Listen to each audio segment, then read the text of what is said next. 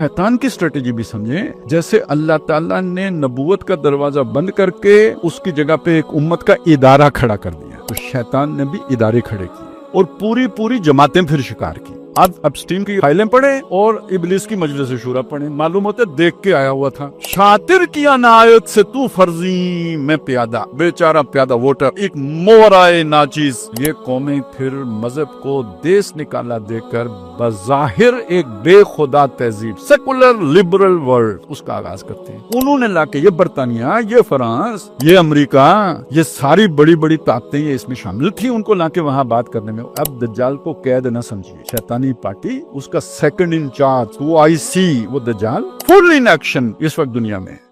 Rabbi इश्रह ली सदरी व यस्सिर ली अमरी वहलुल उक़दतम मिन लिसानी यफ़क़हू क़ौली। अल्लाहुम्मा अलहिमना रुश्दना व आइज़ना मिन शुरूरि अनफुसिना। अल्लाहुम्मा अरिनल हक्का हक्कन वरज़ुक़ना इत्तिबाअहू व अरिनल बातिला बातिलन वरज़ुक़ना इज्तिनाबह। अल्लाहुम्मा वफ़्फ़िक़ना लिमा तुहिब्बु व तर्ज़ा। आमीन या रब्बल आलमीन। हज़रात मोहतरम, आज जिस मौजू पर मुझे इज़हार ख्याल करना है, ये मौजू मैं थोड़ा सा पहले इसके बारे में अपनी नो हाउ जो है उसका बता देना चाहता हूँ। यूँ समझ लीजिए कि तकरीबन 1992 की बात है कि जब पहली दफ़ा एक किताब पढ़ने को मिली, वो इस तरह पढ़ने को मिली कि इधर वाग कैंट में एक साहब होते हैं, वो मुदर्रिस हैं, एक आलिम दीन हैं, काजी ज़फ़रुल हक उनका नाम है। अब मुझे ये याद नहीं कि उन्होंने वो किताब मुझे दी थी किसी को देने के लिए या किसी ने मुझे दी थी उन तक पहुंचाने के लिए, ये मैं बीच में वास्ता था। किताब वो जादू से मुताल्लिक थी और मुझे किताब का नाम भी याद नहीं है, मुसन्निफ का नाम भी याद नहीं है, लेकिन ये वाक़या याद है। और उसमें जादू की हकीकत कोई अहले हदीस आलिम दीन थे, उन्होंने बयान की थी बहुत से वाक़यात भी, और उसकी असल जो बुनियाद है उसे वहां से उठाया था कि जादू होता कैसे है। ये मेरी पहली दफ़ा मेरे इल्म में वो बातें आई थी। ये एक यूं समझिए कि एक जैसे कोई बुनियाद उठाते हैं तो ये पहला पत्थर है जो मेरे दिमाग में इसका रखा गया है। फिर उसके बाद जो दूसरी चीज़ पढ़ने को मिली वो मौलाना मुनाज़िर हसन गिलानी रहमतुल्लाह अलैह की सूरह काफ पर जो तफसीर है, उसमें याजूज माजूज का किस्सा है, जो इससे मुतालिक बातें मैं वो कर रहा हूँ। वहां से एक नई जो है ना डायमेंशन का इजाफा हुआ। यानी जो यूं समझिए कि जैसे वो मिस्त्री दीवार बनाता है ना, पहले वो कोने का पत्थर रखता है फिर उस कोने का रखता है, तो ये दो कोने जो है ना मेरी दीवार सूतर हो गई, यूं कह लीजिए। उसके बाद फिर एक और किताब, वो तो एक सीरीज थी, वो हिंदुस्तान के एक जो है ना वो कोई साहब थे, मुझे नहीं पता वो आलिम दीन हैं या नहीं हैं या उनकी बैकग्राउंड क्या है या उनके जो इल्मी मनाबे हैं वो क्या है, ये मुझे नहीं मालूम, लेकिन उन्होंने दज्जाल पे एक पूरी सीरीज की थी दज्जाल के उन्वानी के साथ। ये तकरीबन 1999 से मैंने या 98 से पढ़नी शुरू की होंगी और ये कोई आगे 2002-03 तक ये सिलसिला चलता रहा। फिर आपको मालूम है इस मौजू पे बहुत से लोगों ने रत्ब याबिस बहुत कुछ लिखा, इसलिए कि ये मशहूर हो गया। बस आप जैसे आजकल कोई पोस्ट वायरल होती है तो इस मौजू पर आप किताब लिख दें, जो उसमें भर दें बिक जाएगी। तो फिर लोगों ने भरा, स्टोरियां भी लिखी, बहुत कुछ हुआ। अच्छा, मुझे भी शौक चढ़ा हुआ था जैसे आजकल लोगों को चढ़ा होता है बाज़ चीज़ों का, तो दीवानगी, मजनून होना, तो आशिक होना, तो वो यानी इस मौजू का उन दिनों दीवाना बना हुआ था। तो मैंने भी कुछ नहीं छोड़ा, न गीला छोड़ा न सूखा छोड़ा, सब पढ़ लिया। ठीक है, ये जो उन दिनों इस पे लिखा गया। फिर वो बीच में एक बात और भी हुई, जिन्नात पर जो मुख्तलिफ हमारे असलाफ ने चीज़ें लिखी हैं, उनमें से भी जो बहुत ही काम की किताबें थी, तहकीकी नोयत की किताबें थी, बहुत मुस्तनद किस्म की किताबें थी, वो भी मैंने इस अरसे में पढ़ ली। बहरहाल नतीजा ये ऊपर से 9/11 हो गया। अब वो याजूज माजूज वाला भी किस्सा ज़हन में था। दुनिया एक नए जुल्म के दौर में दाखिल हो गई। जो कुछ अबू ग़रैब जेल में हुआ, बाद में जो कुछ जो है ना ग्वांतानामो बे में हुआ, जिस तरह का जुल्म अफगानिस्तान में हुआ, जिस तरह का जुल्म जो है ना वो इराक में हुआ, जैसे आप सोचते हैं कि यार ऐसे लोग भी होते हैं जो ये कुछ करते हैं, तो मुझे उस वक्त वो सोच आना शुरू हुई कि इंसान इतना भी जो है ना वो जालिम हो सकता है। तो एक नया जो है ना यूं समझे रद्दा लग गया। वो जो सोच बन रही थी, दीवार बन रही थी, उसमें एक नए रद्दे का इजाफा हो गया। تو مجھے اچھی طرح یاد ہے، میں اپنی تشفی کے لیے جب یہ مضمون بیان کیا تھوڑا سا کسی جگہ پہ ڈرتے ڈرتے، تو بعد میں ایک بزرگ جو اپنے ہی ساتھی تھے انہوں نے مجھ سے کہا کہ اس کا فائدہ کیا ہے؟ تو میرے پاس کوئی جواب نہیں تھا کہ اس کا فائدہ کیا ہے. آج میرے پاس جواب ہے، اس وقت میرے پاس کوئی جواب نہیں تھا کہ اس کا فائدہ کیا ہے. تو بہرحال میں یہ چیز آپ کے سامنے رکھوں کہ اس پر میری ایک درجے میں مطالعہ بھی ہے، سوچ و غور و فکر اور تدبر بھی ہے، قرآن مجید کا اور احادیث پر کے حوالے سے ہے، اور بہت سارا کچھ پڑھا بھی ہے اس کے اوپر. کسی درجے میں آپ کہہ سکتے ہیں کہ تھوڑی بہت تحقیق بھی ہے. تو اس لیے آج آپ کے سامنے میں ہمیشہ اسے بیان کرنے سے عاجز رہا ہوں. عاجز اس لیے رہا ہوں کہ اتنا پھیل گیا یہ سب کچھ، کہ اس سب کو سمیٹنا جو ہے نا وہ، اور کسی ایک جگہ پہ اکٹھا کرنا، یہ ایک علیحدہ مشقت تھی. ترتیب و تدوین آپ کہہ لیجئے، مرتب کر کے ایک خیال ہے جو ہے ذہن میں آپ کے، وہ ایک شان میں تو آپ کو ساری چیز کی سمجھ آتی ہے، لیکن یہ کہ اب اسے بیان کرنا ہے، پریزنٹنگ فارم میں لے کے آنا، ایک علیحدہ وہ اوکھا کام. اور میں نے بعض مواقع پہ کوشش بھی کی، یہ کام شروع کیا اور پھر رہ گیا. اور اس کا وجہ شاید یہ بھی تھی کہ لوگوں کو بھی اتنی دلچسپی اس موضوع کے ساتھ نہیں تھی. اب یہ جو ہے نا، ہر شر کے اندر خیر ہوتا ہے، ہر خیر کے اندر بھی کوئی کانٹا جیسے پھول کے ساتھ ہوتا ہے تو اس کے ساتھ شر جڑا ہوتا ہے. تو اب یہ جو کوئی دنیا میں ہوا تو اس سے مجھے بھی موٹیویشن ملی، اور مجھے لگتا ہے کہ اب وہ ذہن بھی کھلے ہیں کہ یار اس پہ بات کی جا سکتی ہے. تو اب میں آپ کے سامنے وہ بات کرنا چاہ رہا ہوں، لیکن مجھے آپ سے ایک تعاون درکار ہے. تعاون یہ ہے کہ ہو سکتا ہے ٹائم تھوڑا سا زیادہ لگے، تھوڑا سا نہیں، ہو سکتا ہے زیادہ لگ جائیں. تو وہ ذرا میں پہلے ہی آپ کو متنبع کر دیتا ہوں. اور حالت آپ سب سے میری زیادہ پتلی ہے، لیکن یہ کہ آپ اگر کم از کم اس طرف سے مجھے وہ جو ہے نا کمفرٹ دے دیں گے تو مجھے ایک تو سہولت ہو جائے گی. تو یعنی تھوڑا آپ ذہنی طور پر اگر اس کے لیے تیار ہوں تو میں ذرا آ رہا ہوں. ہو سکتا ہے بہت تھوڑے وقت میں کر لوں، لیکن یہ کہ کم از کم مجھے یہ ٹینشن نہیں رہے گی کہ لوگ اکتا رہے ہیں، تنگ ہو گئے ہیں، میں نے ان کا زیادہ ٹائم لے لیا ہے، وہ تو سوچ رہے تھے ابھی جانا ہے. تو کم از کم یہ مجھے وہ اس سے میں فارغ ہو جاؤں گا. تو کسی کو اعتراض تو نہیں ہے نا؟ مطلب اتفاق ہو گیا.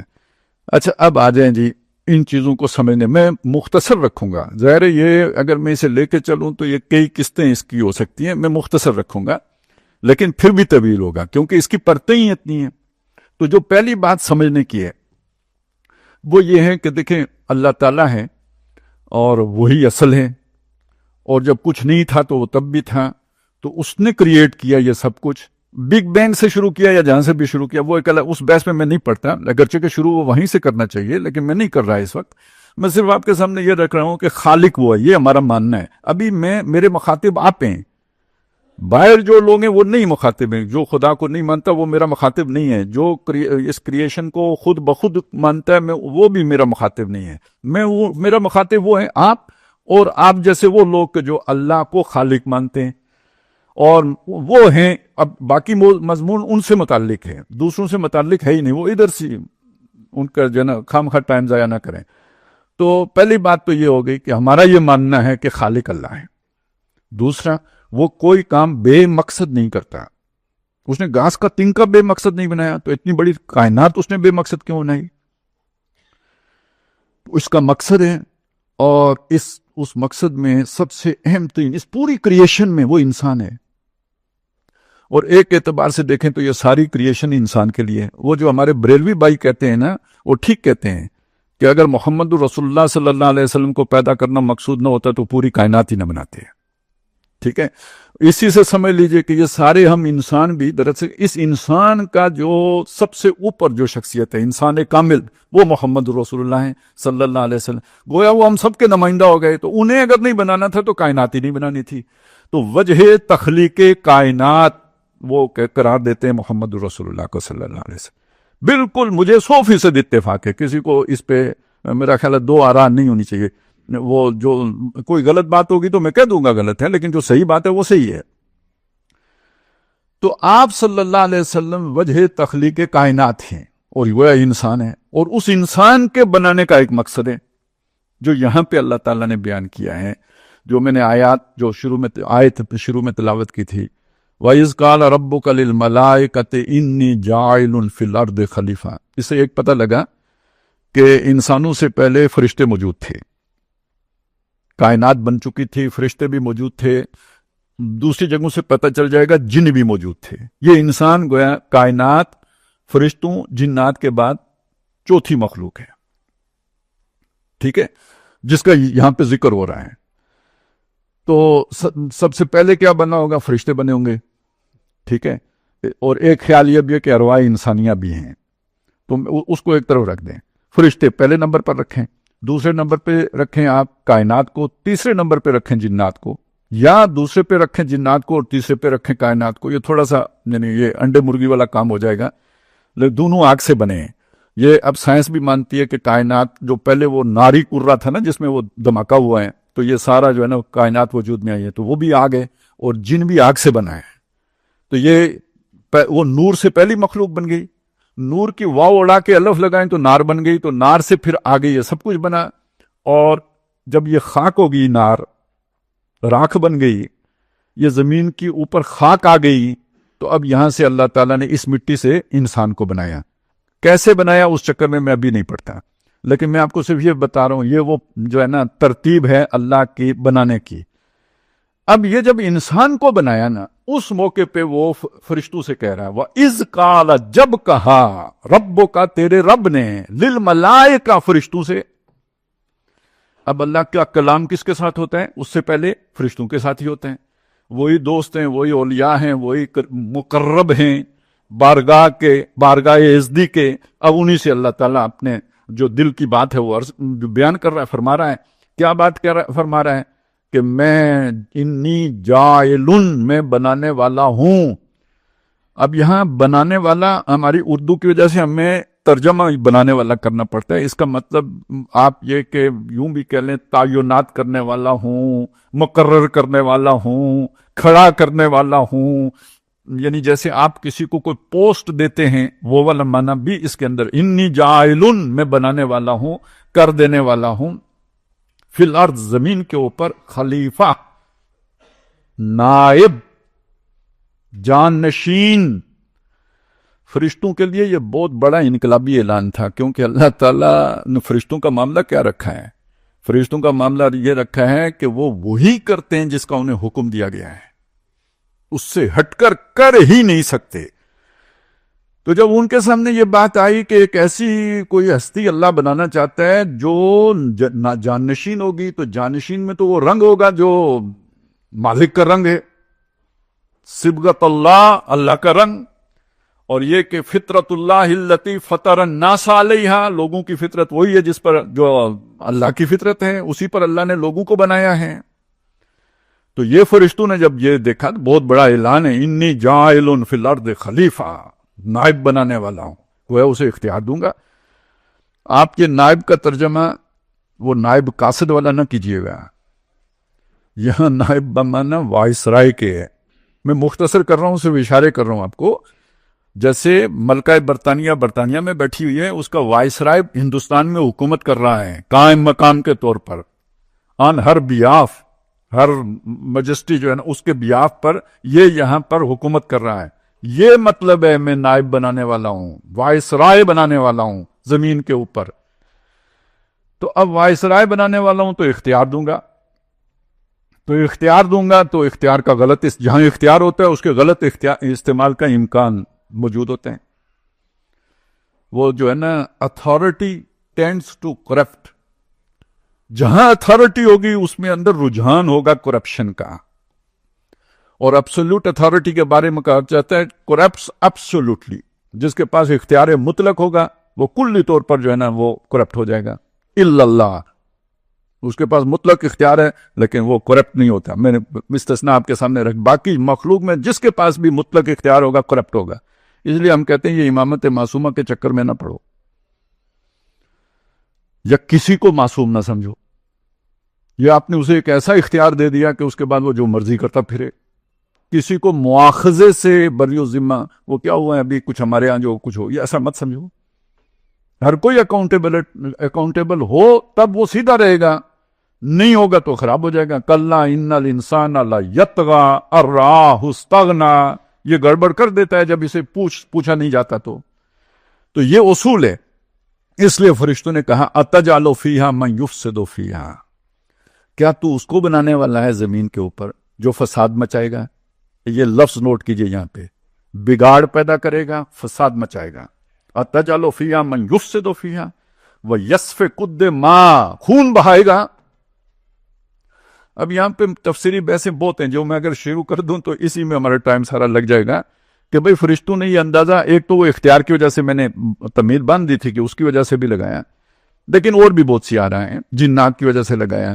یہ بھی عین ممکن ہے کہ انسان نما کوئی مخلوق زمین کے اوپر اس سے پہلے موجود رہی ہو جس کو دیکھ کر انہوں نے یہ اندازہ لگایا کہ یہ انسان تو یہ کچھ کرتے ہیں تو یہ سارا کچھ. اب جو ہماری سائنس بتاتی ہے نا کہ یہ تو جو ہم ہیں ہومو سیپین, اس اور بھی تو تھے نا, اور نڈرتھل تھے اور یہ سارے ان انسانوں نے مکا دیے. تو خون خرابہ انہوں نے دیکھا ہوگا, اگر وہ باتیں سچی ہیں تو اس وجہ سے انہوں نے کہا کہ یہ تو خون خرابہ کرے گا. یسفک الدماء. اگلی بات بہت دلچسپ ہے, پتہ نہیں آپ اسے پک کر سکیں گے یا نہیں. وَنَحْنُ نُسَبِّحُ بِحَمْدِكَ وَنُقَدِّسُ لَكَ, ہم آپ کی تسبیح کرتے ہیں, آپ کی تقدیس بیان کرتے ہیں. آپ جلدی گزرے اس مقام سے, آپ کو سمجھ نہیں آئی انہوں نے کیا کہا. اللہ بنانا چاہتا ہے انسان کو, وہ کہہ رہے ہیں یہ تو ایسا ایسا ہے, ہم ایسے ایسے ہیں. اب آپ کو سمجھ آ گئی ہوگی کہ وہ در حقیقت اپنے آپ کو پیش کر رہے تھے. تو اللہ نے کہا جو میں جانتا ہوں وہ تم نہیں جانتے. باقی اس کے بعد اللہ نے اسی وقت ان کو عقل کرا دی اور وہ مان گئے. انہوں نے اپنی ول یا اپنی سوچ یا اپنی خواہش اللہ کی ول کے آگے سرنڈر کر دی. اوکے, کوئی اتنا اختلاف یا اتنی آرزو وہ اللہ تعالیٰ اسے وہ ناراض نہیں ہوتا. فرشتوں کی اس آرزو سے اللہ ناراض نہیں ہوا. ہاں, فرشتوں کو اللہ نے مطمئن کیا, آدم کی صلاحیت ان کے سامنے رکھی اور انہیں کہا یہ نام بتاؤ, وہ نہیں بتا سکے. آدم کو کہا بتاؤ, وہ بتا لیا. تو یہ گویا اس خلافت کی بنیاد جو ہوگی وہ علم سمعی یا علم, بلکہ نہیں علم عقلی وہ ہوگا, علم الاسماء وہ ہوگا. یہ اللہ نے دکھا دیا اور فرشتے سرنڈر کر گئے. وہ سجدہ بھی ہو گیا, آگے جا کے اس کا بھی ذکر آتا ہے. اب سجدے کے موقع پہ ایک واقعہ ہوا, یہاں سے اصل میں یہ ساری کہانی شروع ہوئی ہے. جیسے فرشتے سرنڈر کر گئے تھے, اگر وہ جو ایک استثناء ہے اس نے بھی سرنڈر کیا ہوتا تو یہ ساری گڑبڑی نہ ہوتی. منصوبہ جو ہے نا بالکل جو ہے نا وہ جسے کہتے ہیں سموتھ سیلنگ ہوتی. لیکن یہ کہ چونکہ وہ ایک گڑبڑ ہو گئی تو وہاں سے ایک مسئلہ کھڑا ہو گیا, اور وہ مسئلہ ہے جس کو ہم بھگتا رہے ہیں. فرشتے سب کے سب سجدہ ریز ہو گئے. سجدہ ریز ہونے کا مطلب کیا ہے؟ یہ سجدہ, اس کا کیا مطلب ہے؟ اس سجدے کا مطلب یہ ہے کہ اس کو میں نے خلیفہ بنایا ہے. یہ جو میری تدبیر امر ہوتی ہے یہ تم کرتے ہو. ہم پاکستانی اسے بہت اچھی طرح سمجھ لیتے ہیں. آئین نے وزیر اعظم کس کو بنایا ہے؟ جس کو بھی بنایا ہے, ٹھیک ہے. اچھا, ڈنڈا کون چلاتا ہے؟ اور وہ وزیر اعظم کیا بن جاتے ہیں؟ ککڑوں کڑوں, ٹھیک ہے. اب آپ سمجھ لیں یہی کام فرشتے کرتے تو پھر ہماری خلافت کدھر جاتی؟ جیسے ہماری وزیر اعظمی گئی. میرا خیال ہے بالکل سمجھ آ گئی آپ کو. تو سجدہ کرانے کا مطلب یہ ہے کہ کوئی چون چرا اس کے آگے نہیں کرنی ہے. یہ آگ میں کودے, ظلم کرے, خون بہائے, جو کرے, میں نے اختیار دیا ہوا ہے, تم نے اس کے آگے چھیڑ چھاڑ نہیں کرنی ہے. ٹھیک ہو گیا, یہ ایک مسئلہ یہاں حل ہو گیا. اور جس نے انکار کیا, اب آپ یہاں پہ سوچیں, قرآن مجید جامع ترین کتاب ہے اور جامع ترین کتاب میں تکرار نہیں ہوتی. کسی مضمون کی تکرار در حقیقت عیب ہے. میں ایک بات 10 دفعہ آپ کے سامنے کروں, آپ کو اچھی لگے گی؟ نہیں لگے گی. اللہ نے اس قرآن مجید میں یہ قصہ آدم و ابلیس 7 مرتبہ بیان کیا ہے. تو کوئی تو اس کی امپارٹنس ہے. اب آپ سوچیں, آپ وہ امپارٹنس نہیں دیتے تھے یا انسان نہیں دیتے تھے تو مجھے وہ باتیں بیان کرنے میں رکاوٹ ہوتی تھی کہ کوئی سننے کے لیے تیار ہی نہیں ہے. تو ہم نے اس طرف توجہ ہی نہیں دی جو اللہ تعالیٰ ہمیں سمجھا رہا ہے, بار بار ہیمر کر رہا ہے. جیسے کیل ٹھونکتے ہیں نا آپ لکڑی کے اندر, دماغ میں اللہ ٹھونک رہا ہے. اور شیطان کا ذکر تو کئی بار آیا ہے نا, بے شمار. 7 مرتبہ تو قصہ آدم و ابلیس بیان ہوئے. یہ سورہ بقرہ ہے, کوئی 6 پارے 7 پارے آگے جائیں گے سورہ اعراف ہے, اس میں بھی آ جائے گا. اس سے کوئی 7 پارے آگے جائیں تو جو سورہ ہجر ہے اس میں آپ کو مل جائے گا. اس سے آگے ایک سورت چھوڑ کے, سورہ نخل چھوڑ کے, تو اگلی جو صورت ہے وہ اپنا سورہ بنی اسرائیل، پھر سورہ بنی اسرائیل کے فوراً بعد جو صورت ہے سورہ کاف، اس میں پھر ایک سورت سورہ مریم چھوڑ کے سورہ طٰہٰ میں، ترتیب دیکھیں درمیان میں سورہ بنی اسرائیل اور سورہ کاف دونوں میں، اس سے ایک سورت پیچھے چھوڑ کر پھر اور ایک سورت آگے چھوڑ کر پھر 4 مرتبہ تو یہاں درمیان قرآن کی آ گیا، اور اسی درمیان سے 7 پارے پیچھے چلے جائیں تو سورہ آراف میں، اور 7 پارے آگے چلے جائیں تو سورہ صافات میں. اس طرح پرویا ہے اللہ نے. یہ مکی قرآن ہے جس میں یہ سارا 6 مرتبہ آیا، 7ویں مرتبہ یہ ہے جو یہاں پہ آئے ہیں. اور جو بات ہوئی وہ کیا ہوئی؟ فرشتوں نے مانا، اس نے کہا میں نے سجدہ نہیں کرنا. اس کا مطلب خلافت چیلنج ہو گئی، خلافت نہیں کرنے دینی. باغی کھڑا ہو گیا. جیسے بادشاہ اگر ایک بیٹے کو خلیفہ بناتا ہے، نائب بناتا ہے، جانشین بنا، میرے بعد یہ ہوگا، دوسرا بیٹا مان لے تو ٹھیک ہے، نہ مانے تو اس کا کیا مطلب؟ بعد میں جھگڑا ہوگا یا نہیں ہوگا؟ جھگڑا ہوگا. یہ جھگڑا یہاں سے شروع ہوا ہے. پہلے اس اصول کو مانیے، اسے تسلیم کیجئے. اصل پھڈا وہاں سے پڑا ہے. جو اس کو نہیں مانتا، پھڈا خلافت کا ہے، اس کو بھی آگے بات نہیں سمجھ میں آ گئی. اللہ حاکم، اللہ حکمران، اور اس نے بنایا اپنا وائس رائے. اس وائسرنسی کو چیلنج کر دیا ایک فرد نے. اور چیلنج کس شان کے ساتھ کیا؟ جہاں جہاں پڑھیں کوئی نئی سے نئی کہانی آتی ہے. میں ایسے کروں گا، میں ویسے کروں گا، میں یوں کروں گا. وہ میں 7 مقامات آپ کو سناؤں تو پھر بھی آپ سمجھ سکتے ہیں کہ کتنا ٹائم لگ جائے گا.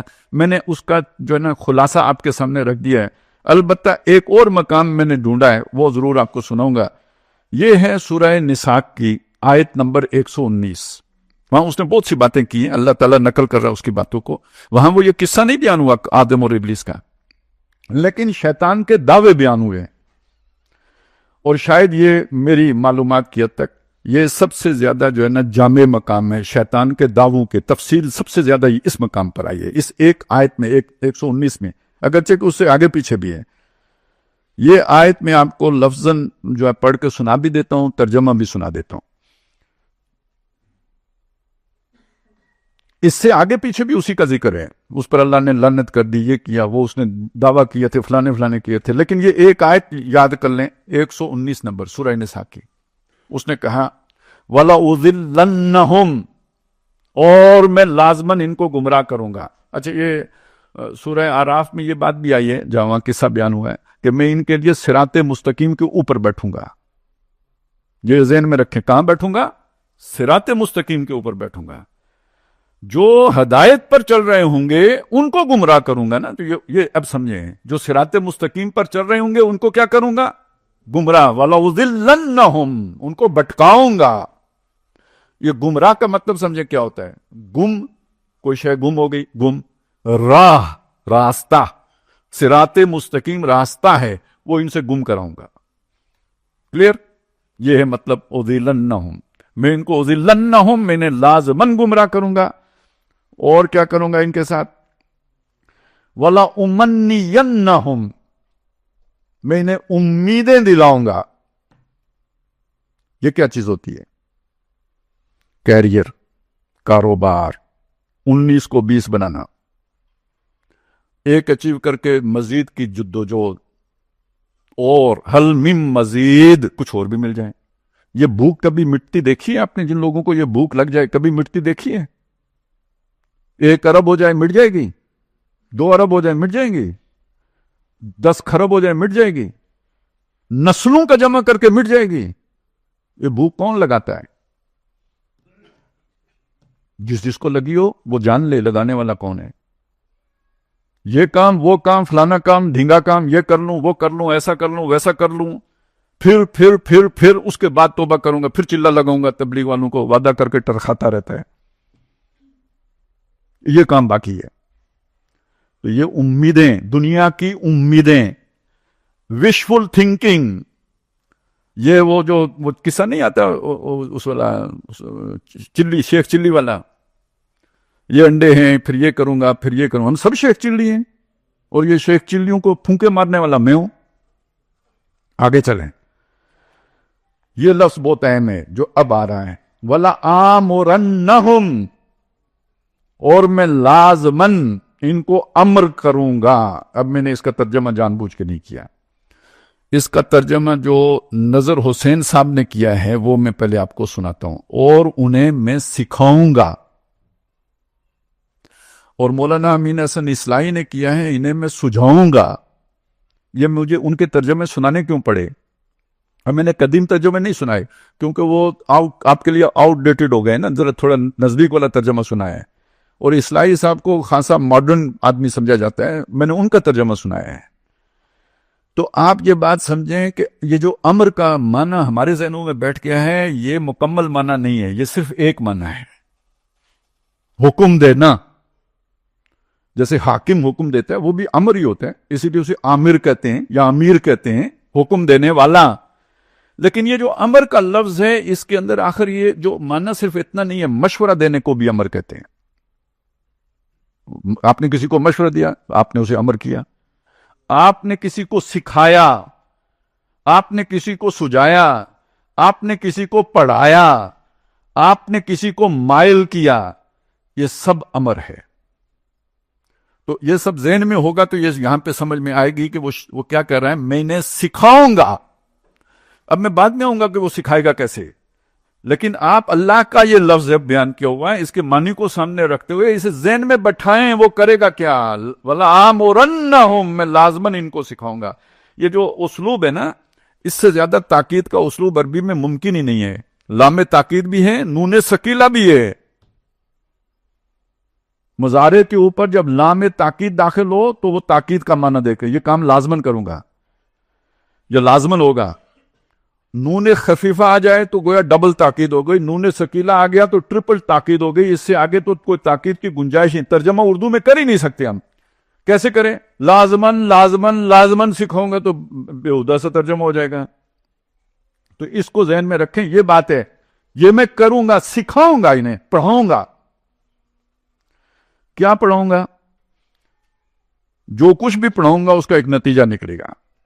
وہ نتیجہ یہ ہوگا فَلَيُغَيِّرُنَّ خَلْقَ اللَّهِ، اللہ کی بناوٹ میں، تخلیق میں، فطرت میں، ساخت میں تبدیلی لے کے آئیں گے. لازماً تبدیلی لے کے آئیں گے. تغیر کا لفظ ہوتا ہے یہ جو ہے نا، ان اللہ لا یغیر ما بقوم حتی یغیر ما بانفسہم. اللہ تعالیٰ کسی قوم کے حالات میں تغیر پیدا نہیں کرتا جب تک کہ وہ اپنے حالات میں تغیر پیدا نہ کرے. تو ایک حالت سے دوسری حالت میں یعنی غیر کر دینا. پہلے یہ اس حالت میں تھا، اس کا غیر دوسری حالت ہو گئی. یہ تغیر ہے، تبدیل کر دینا، بدل دینا، چینج کر دینا. یہ کریں گے. اور کس کو چینج کریں گے؟ خلق اللہ، اللہ کی خلقت کو، اللہ کی بناوٹ کو. اب میں آپ کو یہ جو خلق اللہ ہے نا اس کا ترجمہ میں آپ کو بتاتا ہوں کہ یہ ترجمہ جناب نظر حسین صاحب نے کیا ہے.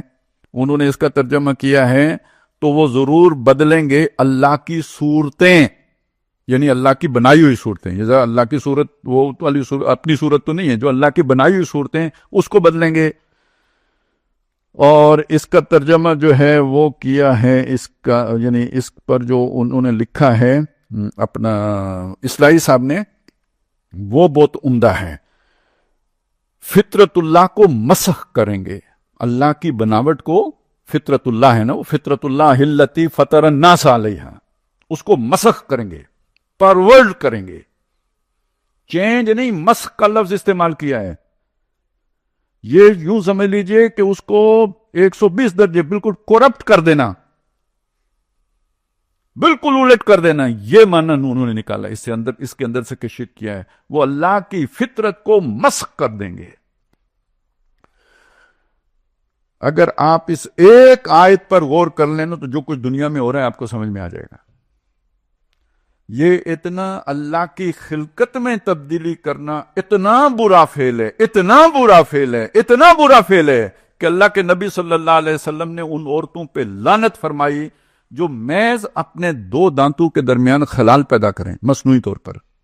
ایک تو اللہ کی طرف سے دیا ہوا خلال ہے، وہ کوئی گناہ نہیں ہے، لیکن ایک خلقت اللہ نے بنا دی، دانت جڑے ہوئے ہیں، اب خلال خوبصورتی ہے اس لیے وہ جو ہے نا خلال پیدا کرتی ہیں، لیکن خلقت بدل گئی، اللہ کی بناوٹ میں چینج آ گیا. حالانکہ کوئی بہت بڑی تبدیلی نہیں آئی، ایک معمولی سی تبدیلی آئی، اللہ کے نبی نے فرمایا لعنت ہے۔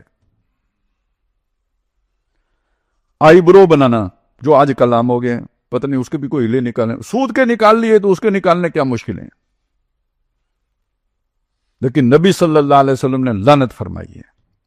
اللہ کی خلقت میں تبدیل اللہ نے بنا دی ہے، بس ٹھیک ہے، ہاں جو اللہ کے نبی نے بتایا یہ تراش سکتے ہو، یہ جو ہے نا خط بنا سکتے ہو، وہ تو ہو گیا ٹھیک ہے، لیکن اس سے آگے یہ اسی وجہ سے یعنی یہ جو داڑھی کو فطرت میں قرار دیا گیا ہے نا، تو اگر آپ نے موڑ دی تو فطرت بدل دی۔ آپ اس اینگل سے دیکھیں گے تو وہ واجب فرض والا چکر بھول جائیں گے، آپ توبہ کریں گے کہ بھئی یہ میں کیا کام کرتا رہا ہوں، یہ اللہ کی بناوٹ میں۔ تب اگر عورتوں کا مسئلہ یہ ہے کہ انہوں نے آئی برو اگر سیدھے کرنے کے لیے چند بال اکھاڑ لیے تو لعنت ہے، تو جو اپنی داڑھی منڈا دے جو فطرت میں سے ہے، اس میں نہ الجھیے، مجھے یہ چھیڑنا بھی نہیں چاہیے تھا کیونکہ آپ کا دماغ ادھر اٹک جائے گا، آپ ادھر رکیے نہیں پلیز، اسے ڈرین کیجیے، اگلی بات کی طرف آئیے۔ وہ کیا رہا ہے دنیا میں؟ ڈی این اے انجینئرنگ۔ میں آپ کو صرف چند مثالیں، آج جو آپ مرغی کھاتے ہیں، یہ مرغی جو اللہ نے بنائی تھی وہ والی ہے یا یہ انسانوں کی بنائی ہوئی مرغی ہے؟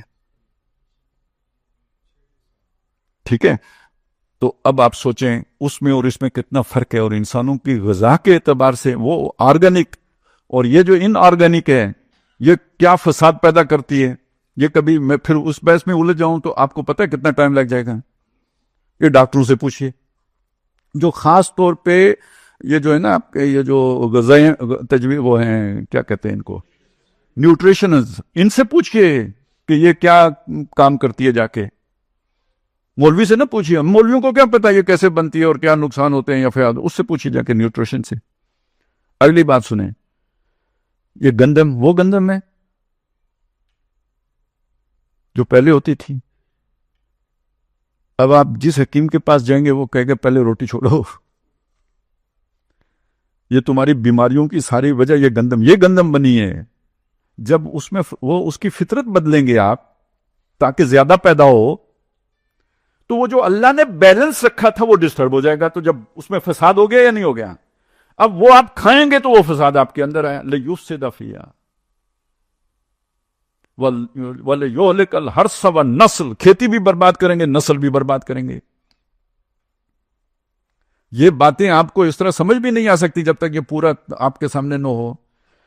تو یہ شیطان نے کہا تھا میں انہیں وہ طریقے سکھاؤں گا کہ جس کے نتیجے میں اللہ کی بنائی ہوئی چیزوں کو چینج کریں گے اور چینج کر کے فساد پیدا کریں گے۔ وہ جو فرشتوں نے کہا تھا فساد کرے گا، شیطان نے کہا تھا میں وہ فساد ان سے کرواؤں گا، کروانے کے لیے ان کے ڈی این اے کو بھی بدلوں گا۔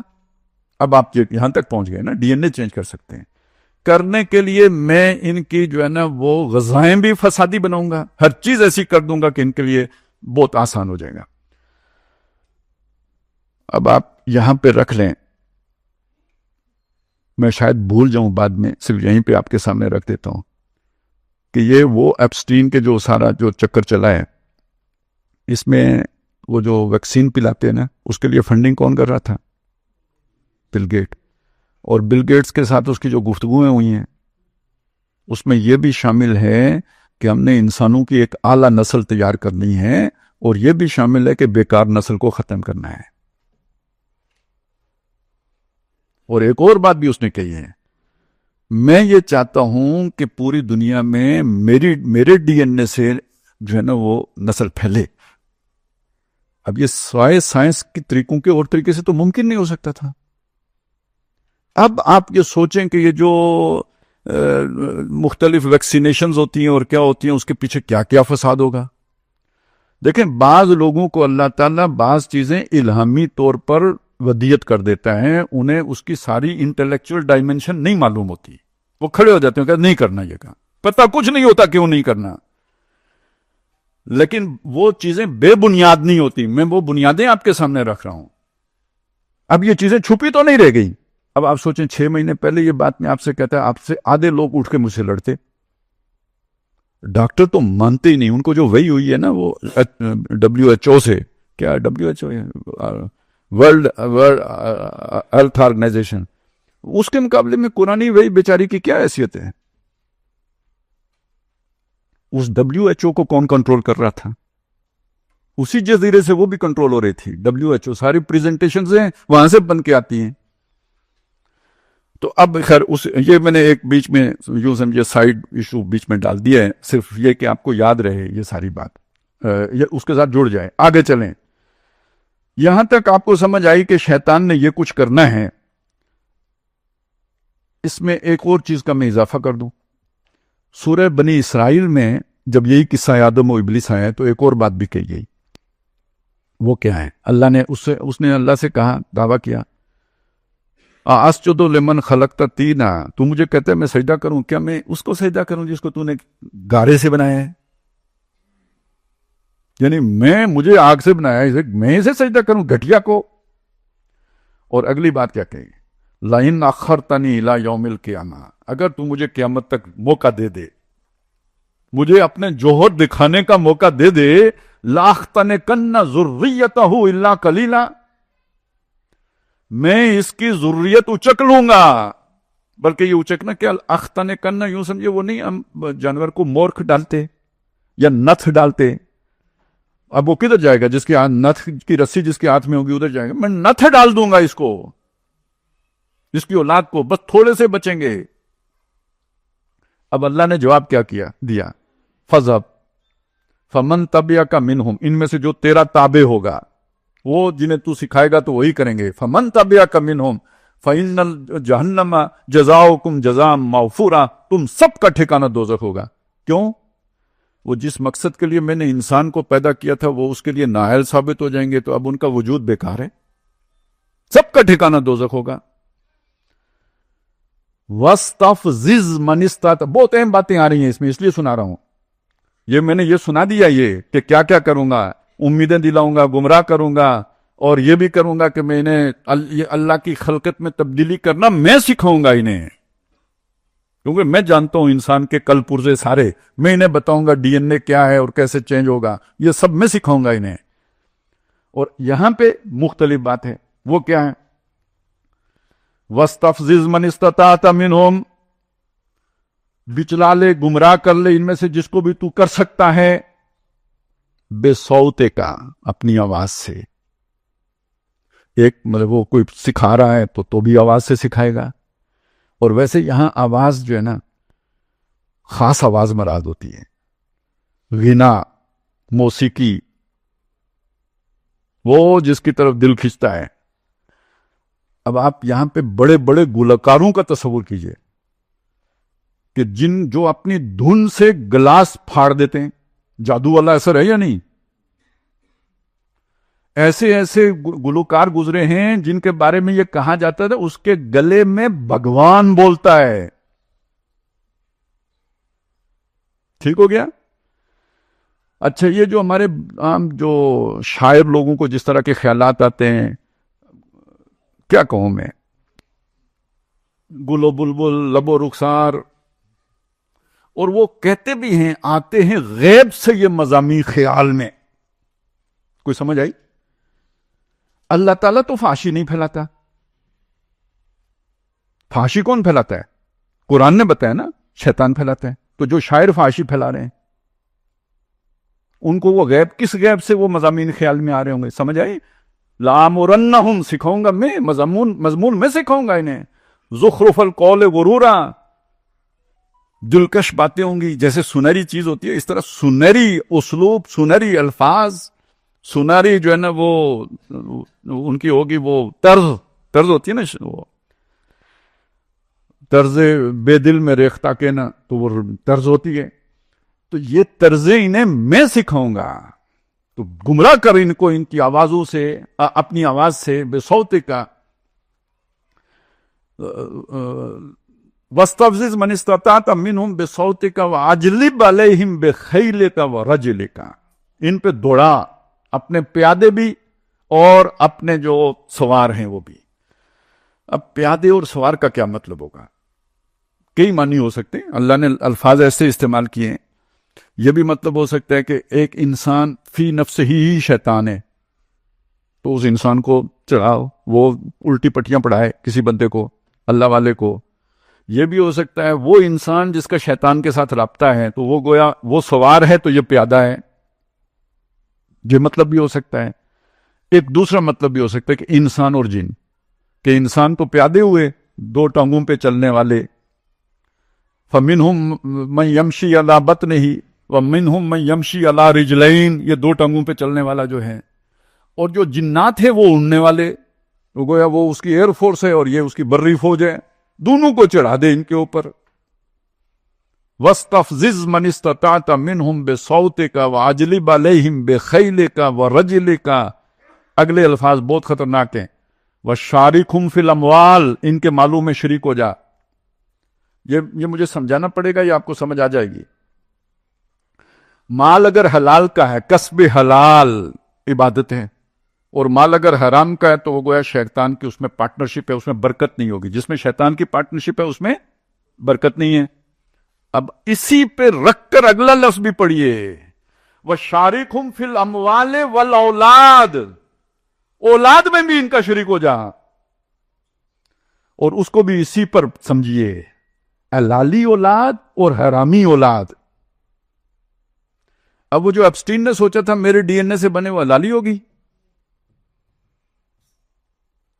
اور وہ جو کلنٹن نے کہا تھا فلانی سن تک ہماری اکثریت جو ہے نا born without any wedlock peoples پر مشتمل ہوگی، یہ ایجنڈا ہے جو کسی ایپسٹین کے جزیرے سے آتا ہے۔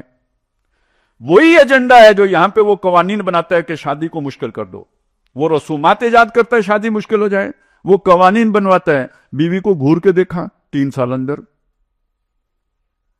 بیوی کو طلاق کی دھمکی دی 3 سال اندر، گھر میں کسی اور کو رکھا، بیوی کو اعتراض ہوا 3 سال اندر، بندہ کہتا ہے بیوی رکھنے کی کیا ضرورت ہے، سستے میں جب مقصد حل ہو جاتا ہے تو بیوی، وہ شیخ رشید نے کہا تھا دودھ مل جاتا ہو تو بھینس پالنے کی کیا ضرورت ہے، اور جب بھینس دولتیاں بھی مارے، بھینس 3 سال اندر بھی کر دے تو پھر تو اور بھی کوئی ضرورت نہیں ہے۔ بدماشی سمجھے آپ کس کا ایجنڈا ہے؟ اور اللہ کے نبی صلی اللہ علیہ وسلم کی وہ رہنمائی ذہن میں رکھیں، وہ جب شیطان تخت لگا کے بیٹھا ہوتا ہے اپنا پانی کے اوپر، شام کو رپورٹ لیتا ہے، فیڈ بیک، اب وہ کوئی آتا ہے میں نے جنگ عظیم کرا دی، کوئی کہتا ہے کیا کر دیا، ایک چھوٹا سا جو ہے نا بھوتنا سا آتا ہے، وہ کہتا ہے میں نے میاں بیوی کے درمیان لڑائی کرائی، کہ میاں بیوی کے درمیان، وہ اٹھ کے اسے گلے لگاتا ہے، اصل کام تو نے کیا۔ اللہ کے نبی کچھ سمجھانا چاہ رہے ہیں ہمیں، گھر تباہ کرنا شیطان کا ایجنڈا ہے، وہ جو فساد ہو، کیوں؟ اولاد ہی فسادی پیدا ہوگی، گھر ہوگا تو رحمان کے بتائے ہوئے جو پروٹوکول ہے اس کے مطابق ہوگا تو رحمان کی حفاظت میں ہوگی، شیطان کا اثر نہیں ہوگا، اور اس گھر کی پروٹیکشن کے بغیر اور اللہ کے پروٹوکول سے ہٹ کر پیدا ہوگی وہ شیطان کے اثر میں ہوگی، فساد گویا بنیاد میں ہی سے شامل ہو گیا۔ اس لیے وہ چاہے اللہ کے نبی نے فرمایا شر الثلاثۃ ولد الزنا، 3 ہے نا، ایک جو پیدا ہوا، 2 وہ ہیں جنہوں نے وہ کرتوت کی، ان میں سب سے شریر نتیجہ ہوتا ہے زانی اور زانیہ سے بڑھ کر جو فسادی وہ ولد الزنا ہے۔ یہ بات ذہن میں رکھیں، ایجنڈا ذہن میں رکھیں، وہ فساد ذہن میں رکھیں۔ تو فَاسْتَفْزِزْ مَنِ اسْتَطَعْتَ مِنْهُمْ بِصَوْتِكَ وَأَجْلِبْ عَلَيْهِمْ بِخَيْلِكَ وَرَجِلِكَ وَشَارِكْهُمْ فِي الْأَمْوَالِ وَالْأَوْلَادِ وَعِدْهُمْ، وعدے کر، وہ جو پیچھے ہم نے پڑھا تھا اُمَنِّيَنَّهُمْ، میں خوب انہیں امیدیں دلاؤں گا، وعدے کر، سبز بات دکھا۔ آپ اگر اسے سمجھنا چاہیں نا تو یہ میں نے پیچھے کوئی جادو وادو پر میں نے کافی کوئی بات کی، مجھے وہ یہ بھول گیا تھا، میں یہودی جادو سیکھ کے کیا کرتے تھے، میاں بیوی میں جدائی، وَيُعَلِّمَانِ مِنْهُمَا مَا يُفَرِّقُونَ بِهِ بَيْنَ الْمَرِّ وَزَوْجِهِ، وہ اس سے سیکھتے تھے، يَتَعَلَّمُونَ مِنْ، ان سے سیکھتے تھے جو فرشتوں سے، وہ جادو جس کے ذریعے سے میاں بیوی میں جدائی ڈالتے تھے، یہ شیطانی ایجنڈا وہ بھی کرتے تھے۔ یہ جو ہے نا شَارِكْهُمْ فِي الْأَمْوَالِ وَالْأَوْلَادِ وَعِدْهُمْ، انہیں وہی لمبی امیدیں دلا، وَمَا يَعِدُهُمُ الشَّيْطَانُ إِلَّا غُرُورًا، اور شیطان کے وعدے دھوکے کے سوا کچھ نہیں ہے۔ تو میں آپ کو بتا یہ رہا تھا کہ یہ جو جزیرے پہ جو لوگ جاتے تھے، تو بلکہ وہ واقعہ سنا رہا تھا، وہ پچھلے دنوں میں نے کوئی اس طرح کی بات کی نا، تو کوئی ہندو ہے اس نے نیچے کمنٹ کیا ہے کہ یہ آپ لوگ خام خام ایک مسلمان اور ایک کسی اور کا ذکر کیا، یہ جادو کے پیچھے پڑے ہوئے ہیں، حالانکہ جادو میں بہت انرجی ہے. ٹھیک ہے، یہ نوٹ کریں، جادو میں بہت انرجی ہے. اگر آپ اس چیز کو سمجھیں تو اگلی بات بھی سمجھیں. ہمارے ایک بہت بڑے سائنٹسٹ تھے جنہوں نے یہ بات کہی تھی کہ ہمیں جنات سے بھی انرجی حاصل کرنی چاہیے. اس پہ لوگ بہت ہنسے تھے. اب آپ کو سمجھ آئی جنات میں انرجی ہے. جادو جو ہے یہ جنات اور انسانوں کے بامی میل ملاپ سے آگے چلتا ہے، تو یہ وہ انرجی ہے. ٹھیک ہو گیا؟ اگلی بات سمجھیں. یہ جو لوگ اس جزیرے پہ جاتے تھے سارے پہلے ہی سے بہت بڑے بڑے لوگ ہیں. اس کو لوگ سیکس سکینڈل کے طور پر اور ہنی ٹریپ کے طور پر دیکھ رہے ہیں. بالکل غلط. شیطان سے انرجی لینے کے لیے جاتے تھے. اب آپ سوچیں، یہ ایک اچھے گلوکار کو یہ انرجی چاہیے یا نہیں چاہیے؟ یہ کسی بھی شعبے کے ایکسپرٹ کو ایکسیلنسی کے لیے یہ انرجی چاہیے یا نہیں چاہیے؟ وہ سائنٹسٹ ہو، وہ خطیب ہو، وہ گلوکار ہو، وہ پلیئر ہو، کسی بھی کھیل کا پلیئر ہو،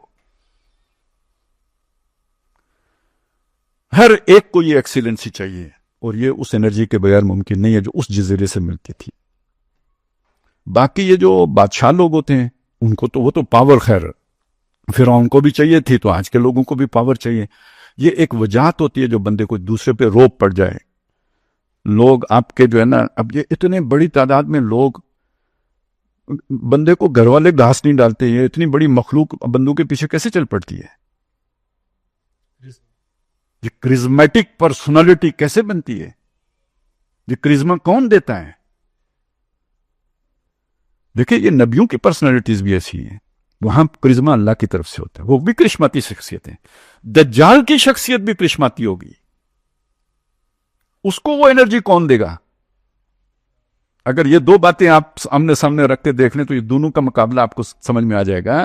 یہ سب اس کرزمے کے لیے جاتے تھے، اس انرجی کے لیے جاتے تھے، اس کے بغیر یہ ہو نہیں سکتا تھا. اچھا اب آگے چلیں. بات کیا ہو رہی تھی؟ یہ شیطان ہے جس نے خلافت کے رستے میں رکاوٹ ڈال لی تھی. یہ اس کا منصوبہ ہے جو آپ کے سامنے آ گیا. اب یہ اس نے کرنا کیسے ہے؟ ابھی ہم نے صرف ایک چیپٹر پڑھا ہے، ٹھیک ہے. ابھی اس نے کرنا کیسے ہے؟ کرنا اس نے اس طرح ہے کہ اس نے انسانوں میں سے اپنے دوست بنانے، اس کے بغیر نہیں ہو سکتا. اب دیکھیں اس نے بھی دوست بنانے، کس نے؟ اللہ نے بھی. اور ادھر اس نے بھی دوست بنانے. اللہ کا دوست کون ہے؟ نبی ہیں، ایمان والے ہیں. اللہ ولی الذین آمنوا یخرجہم من الظلمات الی النور. اللہ دوست ہے ان لوگوں کا جو ایمان لائے دل و جان سے، وہ انہیں اندھیرے سے نکال کے روشنی میں لاتے ہیں. والذین کفروا، جنہوں نے کفر کیا، اولیاؤہم الطاغوت، ان کے دوست شیاطین ہیں. یخرجونہم من النور الی الظلمات، وہ انہیں روشنی سے نکال کے اندھیاروں میں لے جاتے ہیں. اولئک اصحاب النار ہم فیہا خالدون. یہ بیکار ہو گئے ہیں، ان کی اب ان کو ایگزسٹنس کی ضرورت ہی نہیں ہے اگلے جان کے لیے جو اگلا مرحلہ ہے. یہ گویا انسان نے خود، یہ امتحان ہے. امتحان کا مطلب وہ والا امتحان نہیں جو ہم پیپر دیتے ہیں. یہ امتحان اپنا ورتھ پروو کرنے کا امتحان ہے. ثابت کرو اپنا آپ کہ آپ سروائیول کے قابل ہو، نہیں تو مٹا دیے جاؤ گے. تو ساری قومیں جو اللہ نے مٹائیں یہی ہیں؟ نہیں. اب آپ کو سمجھ آ گیا ہو نا، سارے جو اس لائن سے ہٹ گئے بیکار ہو گئے، ختم کر دیے گئے. اس فساد کی جو بات میں نے کی تھی، اب آئیں یہ آیتیں پڑھیں. الم تر کیف فعل ربک بعاد، تو نے دیکھا نہیں تیرے رب نے عاد کے ساتھ کیا کیا؟ اسی طرح سمود کے ساتھ کیا کیا، فرعون کے ساتھ کیا کیا، ان سب کے ساتھ اس نے کیا. الذین طغوا فی البلاد، یہ سب وہ ہیں جنہوں نے شہروں میں سرکشی کی. فاکثروا فیہا الفساد، اللہ کے آرڈر سے ڈسکنیکٹ ہوئے، شیطان کا آرڈر پکڑا، شہروں کو فساد سے بھر دیا. فصب علیہم ربک صوت عذاب، تو تیرے رب نے ان پر عذاب کا کوڑا برسایا. وہ الرحمن الرحیم، ودود شفیق، ماں سے 70 گنا سے بڑھ کر محبت کرنے والا، وہ کیوں تباہ کرے گا اور برباد کرے گا؟ اس لیے کیا کہ وہ بیکار ہو گئے تھے.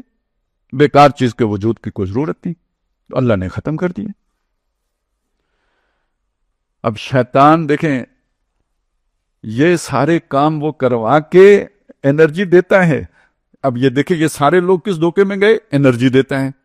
اللہ کیا کہتا ہے؟ وَمَا يَعِدُهُمُ الشَّيْطَانُ إِلَّا غُرُورًا. انرجی نہیں دیتا، دھوکہ دیتا ہے، آخر میں پکڑوا دیتا ہے.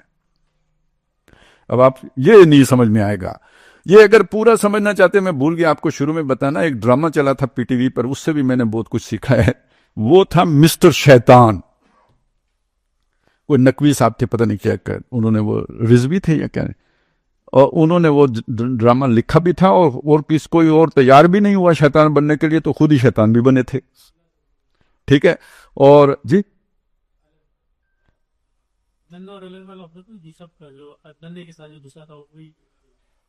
نہیں وہ نہیں، یہ کمال احمد رضوی تھے. ہاں جی، ننا کا نام کمال احمد تو نہیں تھے. ایسا مجھے کنفیوز نہ کریں، مجھے تقریر کرنے دیں. اچھا، میں آپ کو جو اس بات کو سمجھیں کہ وہ جو مسٹر شیطان کا رول تھا نا، وہ کسی کو سمجھ نہیں آتا. ایک بندہ ہے، اس کو وہ کہتے ہیں یار دولت مند بننے کے لیے جو ہے نا ہیروئن اسمگل کرنی پڑے گی. وہ کہتے ہیں میں کیسے کروں؟ وہ کہتے ہیں مدد کروں گا. وہ اسے لے جاتا ہے، اس جگہ پہ لے جاتا ہے جہاں پہ بکتی ہے، سودا کرواتا ہے، بڑا ہر طرح سے فیسیلیٹیٹ کرتا ہے. پھر گاڑی کا انتظام کرتا ہے، سب کچھ کرا کے نا، تو جب وہ ایئرپورٹ پہ پہنچتا ہے نا، تو وہ ایف آئی اے والے کو خود بتا کے پھنسا دیتا ہے. اب یہ سمجھ میں نہیں آیا کہ ابھی تک یہاں تک دوست تھا، تو یہ ابھی آ کے اس نے پکڑوا کیوں دیا؟ یہ آپ کبھی نہیں سمجھ سکیں گے اگر آپ غزوہ بدر کے احوال سورہ انفال میں نہ پڑھیں. وہ ابو جہل کو، وہ ہمت ہار رہا تھا ابو جہل، تو اسے کہا فکر نہ کرو میں تمہارے ساتھ ہوں. وہ ایک قبیلے کا سربراہ بن کے آ گیا کہ ہم بھی آپ کو سپورٹ کریں گے، آپ فکر ہی نہ کریں. خود شیطان اپنے اصل روپ میں نہیں آیا، ابو جہل کو نہیں پتا یہ شیطان ہے. وہ ایک آدمی بن کے آ گیا، سردار کنانا یا کوئی اس طرح کا قبیلہ، اس کا سردار بن کے آیا کہ آپ ہماری طرف سے فکر مندی نہیں، ہم تو آپ کے ساتھ ہی ہیں. اور جب بدر میں پہنچایا نا، ہم نے سامنے جب لشکر کھڑے ہو گئے، اس نے کہا اللہ حافظ. اس نے کہا ابھی چھوڑ کے جا رہے ہو اس موقع پہ؟ انہوں نے کہا جو میں دیکھتا ہوں وہ تجھے نظر نہیں آتا. اب جاؤ. آپ شیطان کا ایجنڈا سمجھیں، وہ آپ کا دوست نہیں، وہ کسی کا دوست نہیں، وہ نہ ٹرمپ کا دوست ہے. اب دیکھیں، اللہ کی دوستی سچی دوستی، شیطان کی دوستی دھوکے کی دوستی. وہ نہ ٹرمپ کا دوست ہے، نہ یہودیوں کا دوست ہے، نہ انسانوں کا دوست نہیں. وہ دوستی کا دھوکہ دیتا ہے. وہ اگر یہودیوں کا دوست ہے تو ان کو دھوکہ دینے کے لیے ان کا دوست ہے، اور وہ دھوکہ کھا رہے ہیں کہ اس کے ساتھ دوستی کر کے بیٹھے ہوئے ہیں. وہ اگر عیسائیوں کا دوست ہے تو وہ دھوکہ کھانے کے لیے، ساری دھوکے کی دوستی ہے. لہذا وہ پھر یہ جو فائلز جو ہوتی ہیں نا، ایک موقع پہ آ کے ریلیز کر دے، اس کا ایجنڈا جب پورا ہو جاتے ہیں، وہ توبہ کا دروازہ تو اب بند ہو گیا، اب پکڑوا دو. پکڑائیں گے تو توبہ کا دروازہ بند ہوگا. اگر آپ وہ کتاب پڑھیں تلبیس ابلیس، اس میں بہت سے ایسے واقعات لکھے ہوئے ہیں. ایک راہب کا واقعہ ہے، حدیث میں آیا ہے، وہ بیان ہوا ہے ادھر، کہ وہ نیک آدمی تھا، وہ آخر کرتے کرتے پھنس گیا. اس کے بعد وہ اس کا راز اس نے افشا کیا خود لوگوں کے خواب میں آ کے. اب بندہ سمجھے گا اللہ نے خواب دکھایا، شیطان نے خواب دکھایا، سچا خواب دکھایا. پکڑا گیا. اس کے بعد جب اسے سزائے موت ہو گئی تو شیطان اس کے پاس آیا، اسے کہتے ہیں یار میں تمہیں بچا سکتا ہوں. کہتے کیسے؟ مجھے سجدہ کرو. اب وہ راہب جو ہے اسے سجدہ کرتا ہے، وہ سجدے کے بعد کھلا کے ہنستا ہے. اب جتنی جلدی تجھے پھندا لگے اتنا اچھا ہے، توبہ کا رستہ بند، شرک کر لیا تو نے. آپ شیطان کو سمجھیں، اور یہ اللہ ہمیں سمجھا رہا ہے. اس سورہ انعام میں آیا ہے وَكَذَلِكَ نُفَصِّلُ الْآيَاتِ، ہم اس طرح اپنی آیتیں کھول کھول کے تفصیل سے بیان کرتے ہیں. وَلِتَسْتَبِينَ سَبِيلُ الْمُجْرِمِينَ، تاکہ مجرموں کے رستے کا تمہیں پتہ لگ جائے. ہمیں اس کی فکر ہی نہیں ہوتی، ہم وہ سنتے ہی نہیں، پڑھتے ہی نہیں، دیکھتے ہی نہیں. اللہ سمجھا رہا ہے کہ مجرموں کا رستہ بھی تمہیں آنا چاہیے، صرف صراط مستقیم ہی نہیں، مجرموں کے رستے کا بھی پتہ ہو. تو یہ شیطان سب سے بڑا ہمارا دشمن، اور دشمن کے بارے میں نو ہاؤ ہی نہ ہو تو کتنا بڑا خطرہ. ہم نے دیکھیں شیطان کی سوچ آتے ہی 2 سینگ آ جاتے ہیں. وہ شیطان اگر ایسا ہو تو آدم علیہ السلام اسے دیکھ کے گمراہ ہوتے، اس کی باتوں میں آتے. ہر فراڈیا معصوم چہرہ رکھتا ہے. بدمعاش جس نے مجھے رکھی ہوں، اس سے کوئی مزاربہ کرائے گا؟ ویسے ہی میرے ذہن میں آ گیا من جانب اللہ، یہ سارے نیک لوگ تھے، اسی لیے تو بندہ پھنستا ہے۔ ابھی جس نے انضمام الحق کو جو ہے نا تھوک لگایا ہے، یہ ذہن میں رکھیں، یہ آپ کو پتہ ہی نہیں، فراڈیاں معصوم ہوتا ہے شکل سے، ہر ٹھگ اگر معصوم صورت نہ ہو ٹھگ سکتا ہی نہیں، اور ٹھگا لالچی جاتا ہے۔ تو یہ ہے، تم انہیں دو اور اس کے بعد انہیں پھنساؤ، ٹھگو ان کو جس طرح بھی تم ٹھگ سکتے ہو۔ تو یہ شیطان کو پہچانے، یہ ٹھگنے کے بعد یعنی اس کی دوستی سچی دوستی نہیں ہوتی، یہ کہتے ہیں جتنی جلدی اب دندے لگے اتنا اچھا، تاکہ دوزخ میں جائے، یہ اس کا منصوبہ ہے، ثابت کرنا اللہ کے سامنے یہ غلط آدمی تھا جس کو تو نے جو ہے نا وہ خلافت کے لیے پسند کیا تھا۔ یہ میرا خیال ہے ہم نے کم از کم شیطنت کو ایک حد تک تو بہت اچھی طرح سمجھ لیا، جو بھی اس کے ہتھیار ہیں وہ بھی ہماری سمجھ میں آ گئے۔ اب اگلے چیپٹر پہ چلتے ہیں۔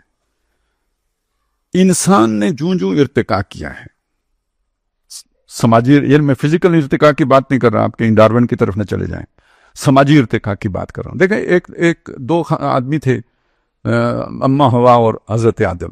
یا ایھا الناس اتقوا ربکم الذی خلقکم من نفس واحدہ وخلق منہا زوجہا، ایک خاندان، اس زمین پوری کے اوپر انسانوں کا ایک خاندان اکیلا، اس خاندان سے آج 7 ارب انسان دنیا میں ہے۔ تو یہ اس ارتقا کی بات کر رہا ہوں۔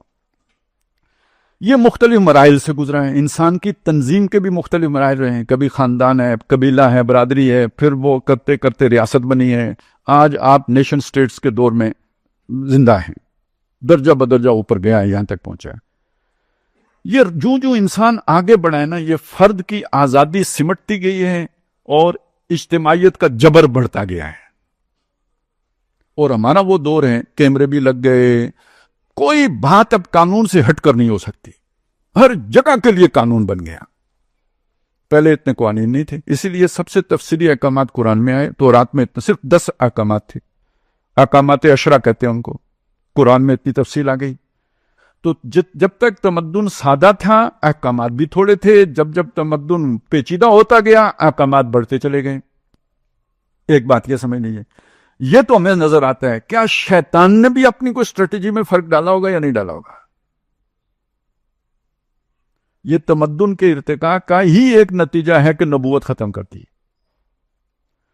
یہ بات آپ کو بھلی نہیں لگے گی، یہ آہستہ آہستہ آپ اگر بہت غور کریں گے تو سمجھ میں آئے گی کہ یہ ہمارا جو دور ہے نا، یہ شخصیت کی اطاعت کا یا تابع داری کا یا اتباع کا دور ہی نہیں ہے۔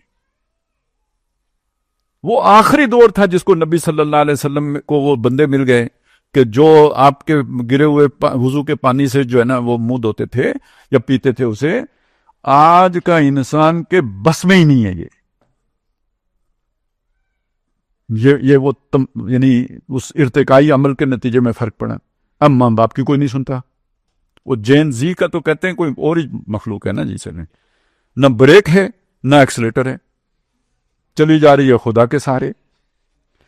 تو اس زمانے میں اب شیطان کی اسٹریٹجی بھی سمجھیں، جیسے اللہ تعالیٰ نے نبوت کا دروازہ بند کر کے اس کی جگہ پہ ایک امت کا ادارہ کھڑا کر دیا۔ ہم کہتے ہیں اداروں کا دور ہے، تو شیطان نے بھی ادارے کھڑے کیے۔ اصل میں سمجھانا یہ چاہتا تھا، اور پوری جماعتیں پھر شکار کی۔ اب یہ والا جو حصہ ہے نا، اس کو سمجھیے، اس سب کے پیچھے اصل میں جو انسان کی جس چیز کو ایکسپلائٹ کیا گیا ہے وہ اس کی محرومی یا اس کا حسد ہے۔ یہ 2 الفاظ نوٹ کریں، یہ ایک ہی حقیقت کو بیان کرنے کے 2 الفاظ ہیں، محرومی یا حسد۔ شیطان کا اپنا مسئلہ کیا تھا؟ یہی 2 تھے، خلافت کے اس منصب سے محرومی، نتیجے میں پیدا ہونے والا حسد، اس لیے سجدہ نہیں کیا تھا نا۔ اب اس تاریخ انسانی کو لے کے محمد رسول اللہ پہ آئیں صلی اللہ علیہ وسلم۔ جب آپ صلی اللہ علیہ وسلم پر لائیں گے تو یہی محرومی کس کو لائق ہوئی تھی؟ سوال اٹھائیں ذہن میں، کس کو لائق ہوئی تھی؟ یہودیوں کو۔ آخری نبی ہم سے آئے گا، وہ ادھر سے آ گیا، محرومی لاحق ہو گئی، اور اس کے نتیجے میں پیدا کیا ہوا؟ حسد۔ حسدم من عند انفسہم. شیطان کی بیماری، ان کی بیماری ایک ہو گئی یا نہیں ہو گئی؟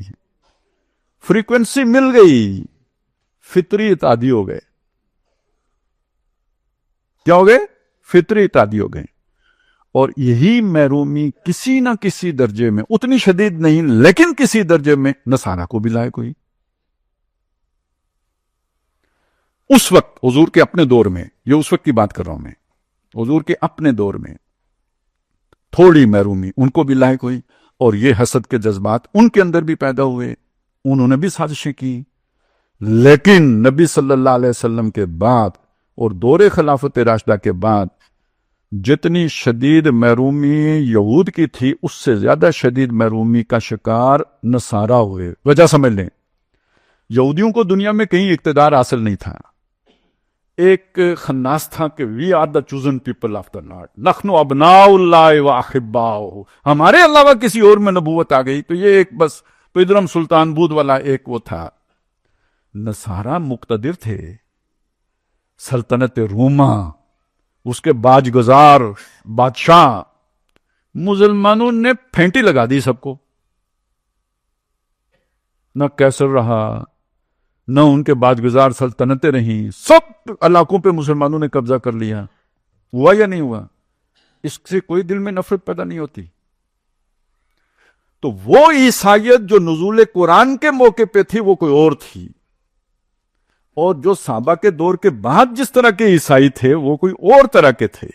وہ یہودیوں سے زیادہ شدید دشمن ہو گئے تھے مسلمانوں کے. صلیبی کون تھے؟ لاکھوں مسلمان کس نے قتل کیے تھے؟ یروشلم مسلمانوں سے یہودیوں نے چھینا تھا یا عیسائیوں نے چھینا تھا؟ اور اس عرصے میں یہودی مسلمانوں کے سپورٹر رہے ہیں. یہ ہم بھی ذرا تھوڑی سی ڈنڈی مار دیتے ہیں نا تاریخ میں. اسپین میں مسلمانوں کی فتح میں یہودیوں کا کردار بھی شامل ہے. مخبریاں انہوں نے کی تھی کیونکہ وہ تنگ آئے ہوئے تھے عیسائیوں سے. مسلمانوں نے انہیں وزیر بھی رکھا ہوا تھا. عیسائیوں کے ساتھ مسلمانوں کے جھگڑے تھے. یہ میں نے تھوڑی سی تفصیل آپ کو اس لیے بتا دی کہ جو مرض یہودیوں کا وہی مرض جماعت کے طور پر لاحق ہوا یہودیوں کو، جو شیطان کا مرض تھا، اور وہی جماعت کے طور پر لاحق ہوا نصارہ کو. یہ سمجھے بغیر آپ کو سورہ مائدہ کی وہ آیت کیسے سمجھ میں آئے گی؟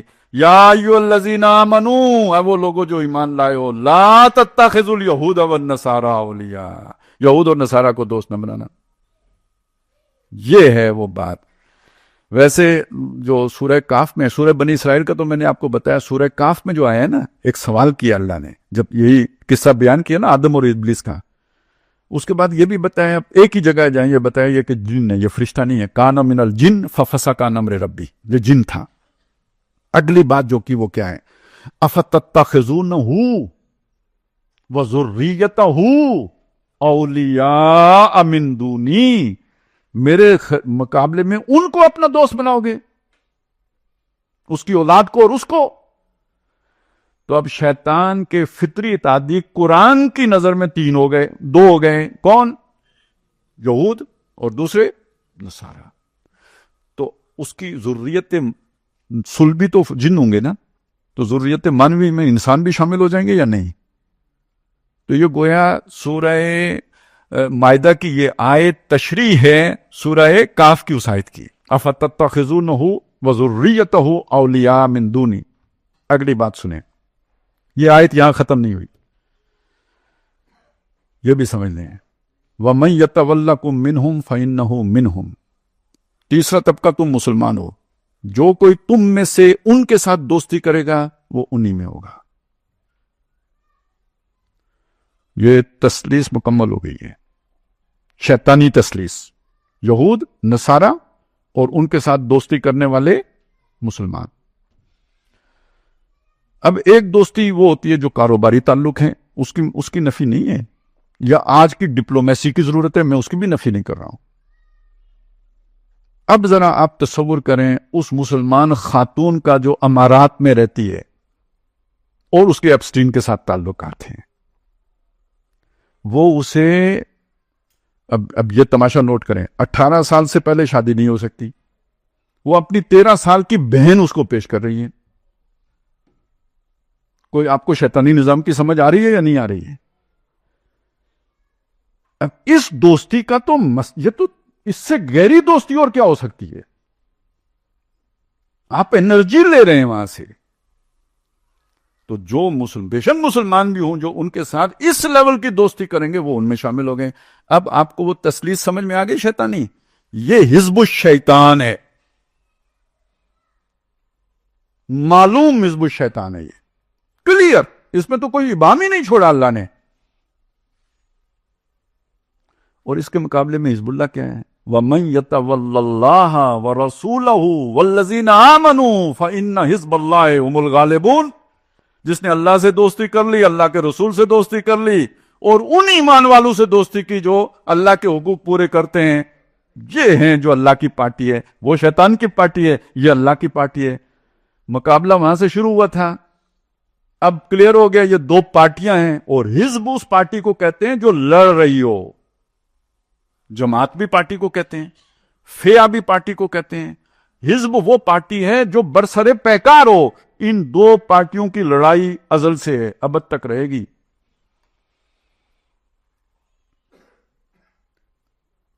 اب آپ دیکھیں کہ یہ جو اللہ کی پارٹی ہے اس کے پاس کنیکشن اللہ سے. طرفہ بِأَيْدِيكُمْ وَطَرَفُهُ بِيَدِ اللَّهِ. اس کا ایک سرا تمہارے ہاتھ میں، دوسرا سرا اللہ کے ہاتھ میں. یہ ایک ہے، اللہ سے تعلق کا ایک نتیجہ ہے، یہ محفوظ ترین. دوسرا اللہ کے نبی صلی اللہ علیہ وسلم، وہ ہم سب کے اہل ایمان کے روحانی باپ ہیں. ہماری شناخت ان سے ہے، ہماری آئیڈینٹی محمد رسول اللہ ہے صلی اللہ علیہ وسلم. یہ دوسری بات ہو گئی. یہی آیا تھا مَن يَتَوَلَّ اللَّهَ وَرَسُولَهُ. تیسرا کیا آیا تھا؟ ایمان والے. یہ کون ہیں؟ یہ آپس میں بھائی ہیں، یہ آپس میں بھائی ہیں. انما المؤمنون اخوۃ. محمد الرسول اللہ ان کے روحانی باپ ہیں. وازواجہ امہاتہم، ان کی بیویاں ان کی مائیں ہیں. یہ حزب اللہ ہے. اب آپ کو یہ سمجھ آئی گئی ہو تو یہ سمجھنا آسان ہے کہ حضور کی توہین کیوں ہوتی ہے، قرآن کی توہین کیوں ہوتی ہے. یہ حزب الشیطان نے یہ نہ کرے تو کیا کرے؟ لڑائی یہی تو لڑنی ہے اس نے. یہ مسلمان سادہ ہے، اس کو سمجھ نہیں آتی کہ یہ کیا ہو رہا ہے. یہ ہے جو خیر اور شر کا مارکا ہے. دنیا کو ہے پھر مارکائے روح و بدن پیش. تہذیب نے پھر اپنے درندوں کو ابھارا، اللہ کو پامر دیے مومن پہ بھروسہ، ابلیس کو یورپ کی مشینوں کا سہارا.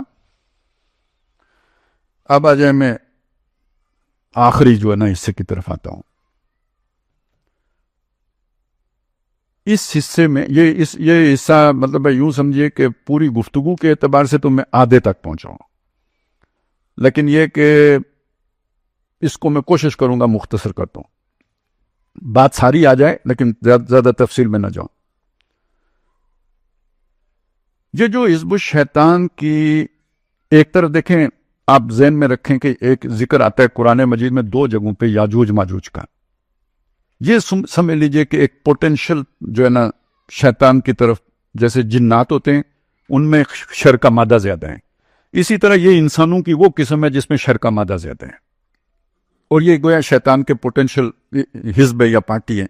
ان میں سے لوگ مسلمان ہو سکتے ہیں، یاجوج ماجوج بھی مسلمان ہو سکتے ہیں، حدیث میں آیا ہے، لیکن ان کا پوٹینشل شر والا ہے. یہ مسلمان ہو کے بھی جھوٹ نہیں چھوڑ سکتے، یہ مسلمان ہو کے بھی کاروباری ہیر پھیر نہیں چھوڑ سکتے.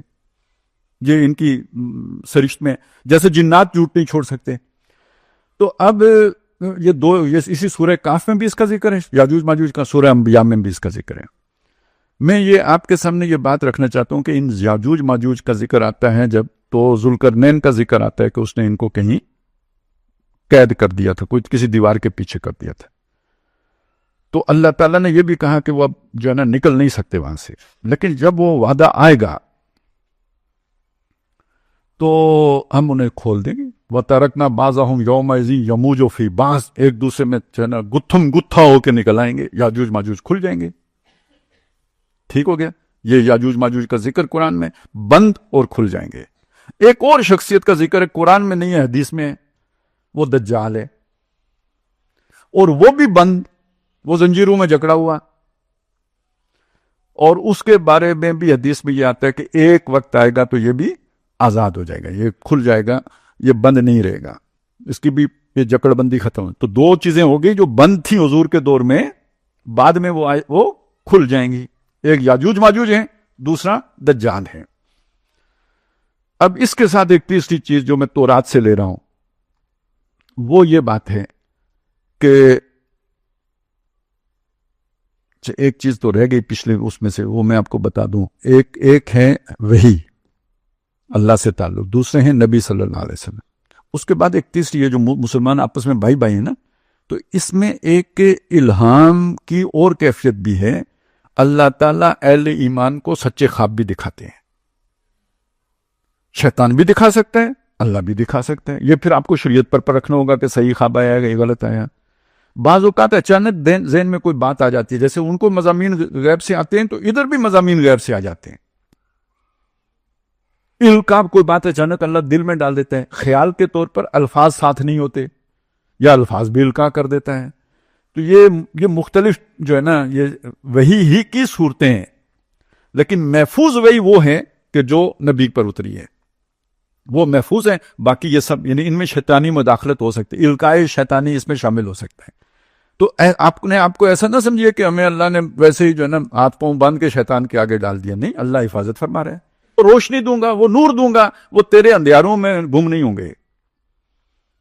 یہ والا وہ حصہ تھا جو رہ گیا، میں نے کہا یہ ذرا آپ کے سامنے آ جائے. اب آ جائیں جدھر میں بات لے کے چل رہا تھا. تو دو فریق جو ہے نا، دو ایلیمنٹ، ایک دجال اور ایک جو ہے نا وہ یاجوج ماجوج. اب اس کے ساتھ ایک تیسرا بھی شامل کیجئے. سلیمان علیہ السلام کا جب ذکر آتا ہے تو ان کے ساتھ شیاطین جن کا ذکر بھی آتا ہے. وَمِنَ الشَّيَاطِينِ مَن يَغُوصُونَ لَهُ عَمَلًا، وہ بہت سارے ان کے لیے کام کرتے ہیں. مَن يَغُوصُونَ لَهُ وَيَعْمَلُونَ عَمَلًا دُونَ ذَلِكَ، بہت سارے کام ان کے لیے کرتے، بڑے بڑے محلات بناتے تھے، بہت محنت کرتے تھے.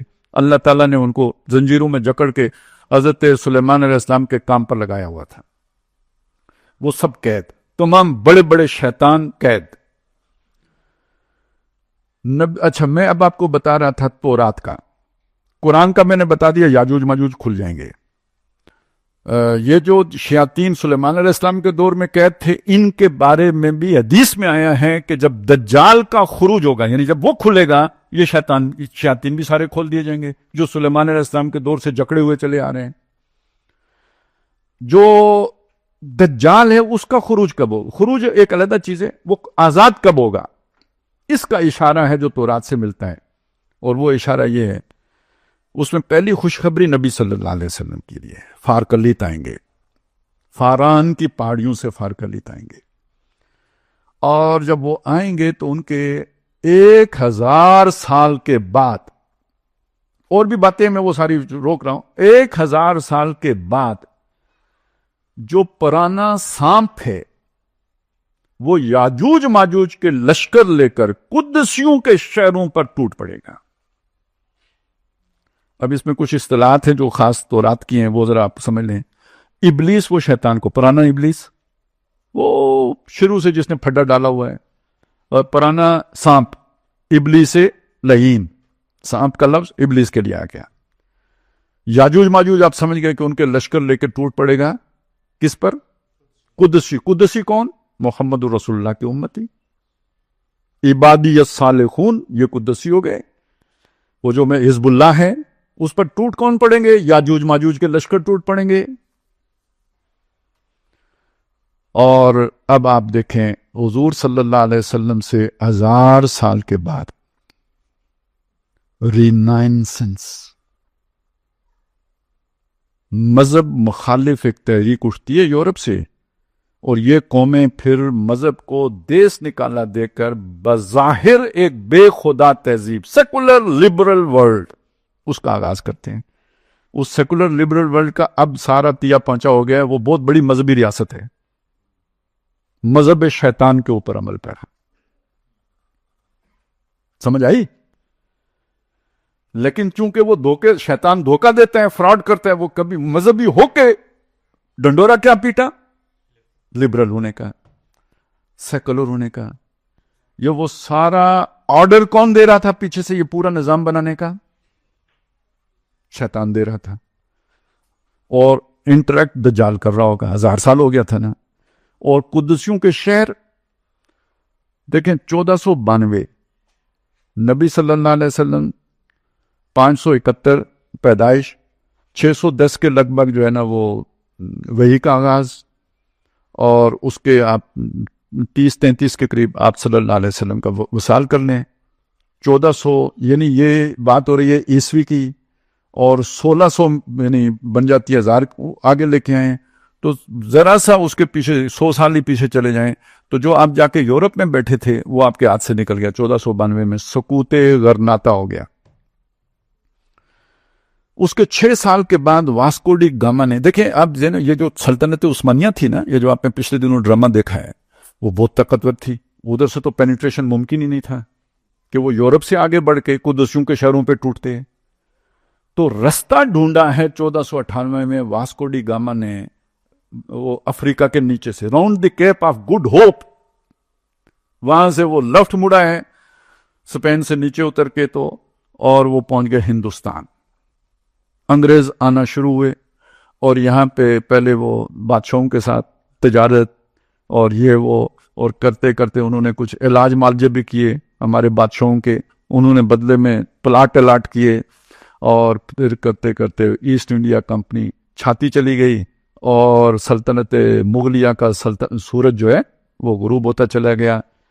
150-200 سال لگ گئے اس سارے عمل میں، لیکن 1857 کو جو ہے نا وہ سلطنت برطانیہ کا یہاں پہ باقاعدہ جو ہے نا وہ جھنڈا گاڑ دیا گیا، اور مسلمانوں کے اقتدار کا سورج، قدسیوں کے شہر غیروں کے قبضے میں چلے گئے، اور جو قدسی رہ گئے وہ کہیں جا کے مقابلے کر کر کے آخر تھکار کے 1867 میں دارالعلوم بنا کے اس کے اندر بیٹھ گئے، دنیا سے کٹ کر.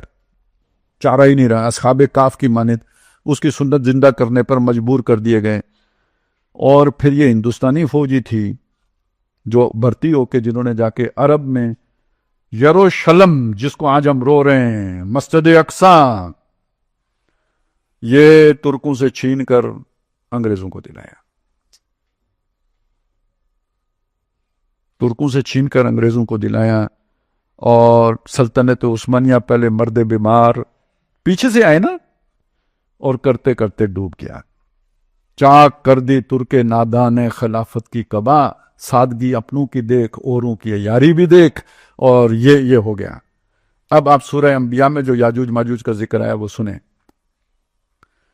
وَحَرَامٌ عَلَىٰ قَرْيَةٍ أَهْلَكْنَاهَا أَنَّهُمْ لَا يَرْجُونَ، جو بستی ہلاک کر دی گئی دوبارہ وہ آباد نہیں ہو سکتی.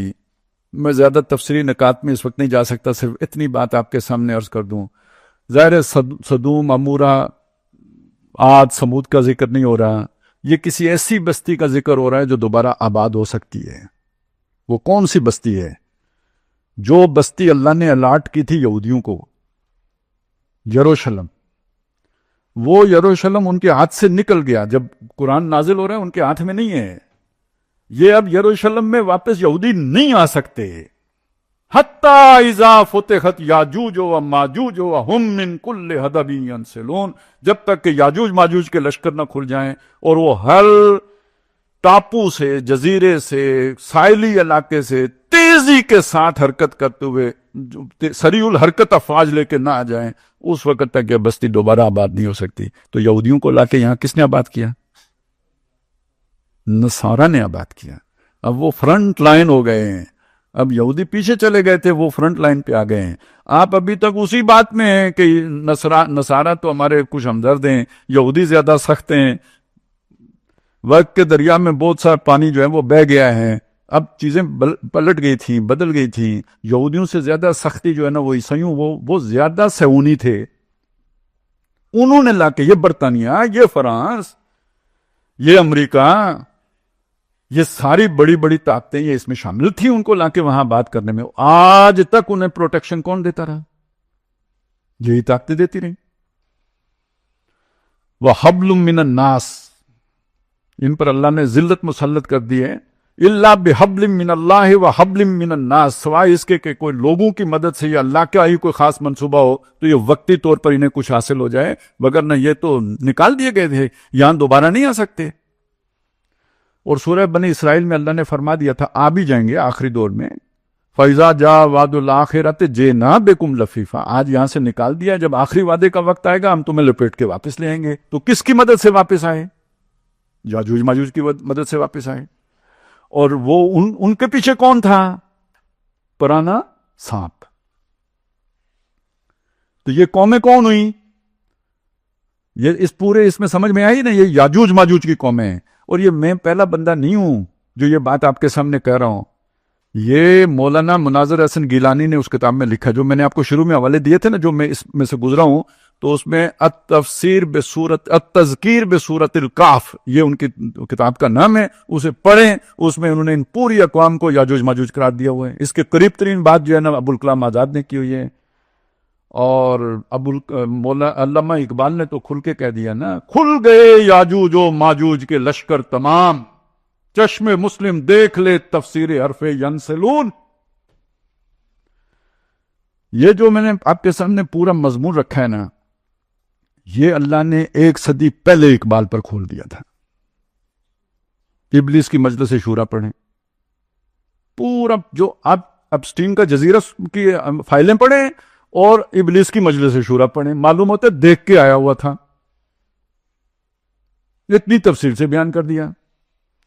اور اس پورے سیاسی نظام کے اوپر ذرا تبصرہ پڑھیں، اس کھیل میں تعین مراتب ہے ضروری، شاطر، اب شاطر آپ فٹ کر لیں جو بھی ہے، اپسٹین ہے یا اس کا باس ہے، اس کی فائلوں میں کسی باس کا بھی ذکر ہے، لوگ کہتے ہیں نیتن یاہو ہے، اس کا باس دجال ہے۔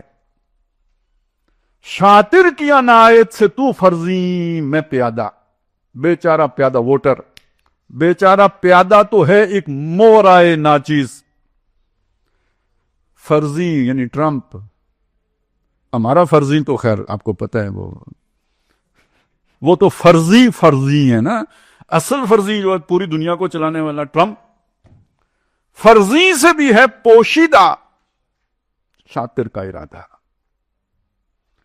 کوئی سمجھ آئی؟ یا تو اعلامی اشعار ہیں یا پھر کوئی مشاہدہ ہے، کوئی کشف ہے جو ہوا ہے، سارا کچھ دیکھا ہے، پھر اسے اللہ نے الفاظ دیے۔ یہ ایک آئیڈیا القاء ہوا، پھر اس کے لیے الفاظ اعلام ہوئے۔ گاہ میری نگاہ تیز چیر گئی دل وجود، گاہ الجھ کے رہ گئی میرے توہمات میں۔ واتقوا بصیرت المومن، مومن کے بصیرت سے ڈرو، انہ ینظر من نور اللہ، وہ اللہ کے نور سے جو حصہ پاتا ہے اس سے دیکھتا ہے۔ اللہ ولی الذین آمنوا یخرجہم من الظلمات الی النور، اندھیاروں سے نکال کے روشنی۔ یہ شیطان کے اندھیارے تھے نا، تے بتے ظلمات بعضها فوق بعض، تو اللہ روشنی بھی دکھاتے ہیں، دکھائی، بیان بھی ہو گئی، ہمارے سر سے بھی گزر گئی۔ تو میں آپ کے سامنے جو بات رکھ رہا ہوں وہ یہ کہ اب دجال کو قید نہ سمجھیے، شیطانی پارٹی، اس کا سیکنڈ ان چارج 2IC وہ دجال، وہ in action, full in action اس وقت دنیا میں۔ اور یہ جو سارے جو اس طرح کے پلیٹ فارم ہیں، یہ یوں سمجھیے کہ جو یہ بیر ظلمات ہے نا، یہ شیطانی بیر ظلمات، اس کا ایک جزیرہ ہے چھوٹا سا، جو یہ ایپسٹین کا جو یہ سارا کچھ ظاہر ہوا ہے، یہ ہر ریاست کے اندر دھسا ہوا ہے، رچا بسا ہوا ہے۔ خون میں یعنی جیسے رگوں میں خون دوڑتا ہے، اس طرح ریاست کے اسٹیٹ کرافٹ کے اندر یہ نظام دوڑتا ہے۔ ایپسٹین کے جزیرے پہ جو کچھ ہوا، کیا لاہور کے جاوید نے 100 بچے نہیں قتل کر کے اسی طرح ختم کیے؟ جو کچھ آپ نے ایک واقعہ پڑھا تھا، وہ جو قصور کی کوئی بچی تھی جو اغوا کر کے بے دردی سے قتل کر کے وہ جو کر دی تھے، اس کو جوڑ دیتے ہیں بچوں کے ساتھ زیادتی۔ یہ مسئلہ سارا شیطانی ہے۔ یا یہ اسلام آباد میں وہ جو ایک لڑکی قتل ہو گئی تھی، وہ جو اپنے دوست نے، نور مقدم، یہ کوئی یعنی جسے آپ کہیں نا، یہ کوئی جنسی فعل نہیں ہے، یہ شیطانی عمل ہے۔ اب اس کو سمجھ لیں، بس یہ آخری جو ہے نا، یہ بہت اہم بات ہے. یہ جو شیطانی عمل ہے اس کا مطلب کیا ہے؟ انسان کو گھٹیا ترین ثابت کرنا. یہ کس کا وہ تھا؟ شیطان کا ایجنڈا تھا. یہ سارا کچھ کیے بغیر، جس سے کراہت آئے، خود ہمیں بھی آتی ہے. تو اب شیطان اس کا کتنا حظ اٹھاتا ہوگا کہ میں نے I have done my job, جو اس کی اس لیے بھی ضرورت ہے. اور دوسری بات یہ کہ جنہوں نے بعد میں انسانوں کے اوپر ظلم کرنے ہیں، ان سے پہلے یہ سارا کچھ اگر نہیں کرایا جائے گا تو حکمران بن کے ایٹم بم کیسے گرائیں گے؟ آپ بٹن دبانے سے پہلے سوچیں کہ یہ جہاں جا کے پھٹے گا کیا ہوگا. آپ اس کے بعد بٹن دبا سکتے ہیں؟ تو لوگ فیصلے کرتے ہیں. وہ پائلٹ بعد میں پاگل ہو جاتے ہیں. فیصلہ کرنے والے کو کچھ نہیں ہوتا، تو پہلے اس کی ضروری تربیت بھی تو ضروری ہے نا، اس لیول کی. یہ وہ تربیتی پروگرام ہے. یہ ٹرانسفارمیشن کا پورا پروجیکٹ ہے، انسان کو ٹرانسفارم کرنے کا. اب آئیں فَلَا يُغَيِّرُنَّ خَلْقَ اللَّهِ، ایک تو وہ ڈی این اے بدل کے شروع ہی سے ٹرانسفارم کر دو، اور جن کا ہے انہیں پھر رفتہ رفتہ. دیکھیے حضور نے فرمایا تھا ہر پیدا ہونے والا بچہ فطرت سلیم پر پیدا ہوتا ہے. یہ اس کے ماں باپ ہیں جو اسے بدل کے کچھ سے کچھ بنا دیتے ہیں. تو جو فطرت سلیم پر پیدا ہوئے ہیں ان کو تربیت سے، ماحول سے، ویکسینیشن سے بدل دو، اور جو باقی بچے ہیں ان کی نسل بگاڑ دو.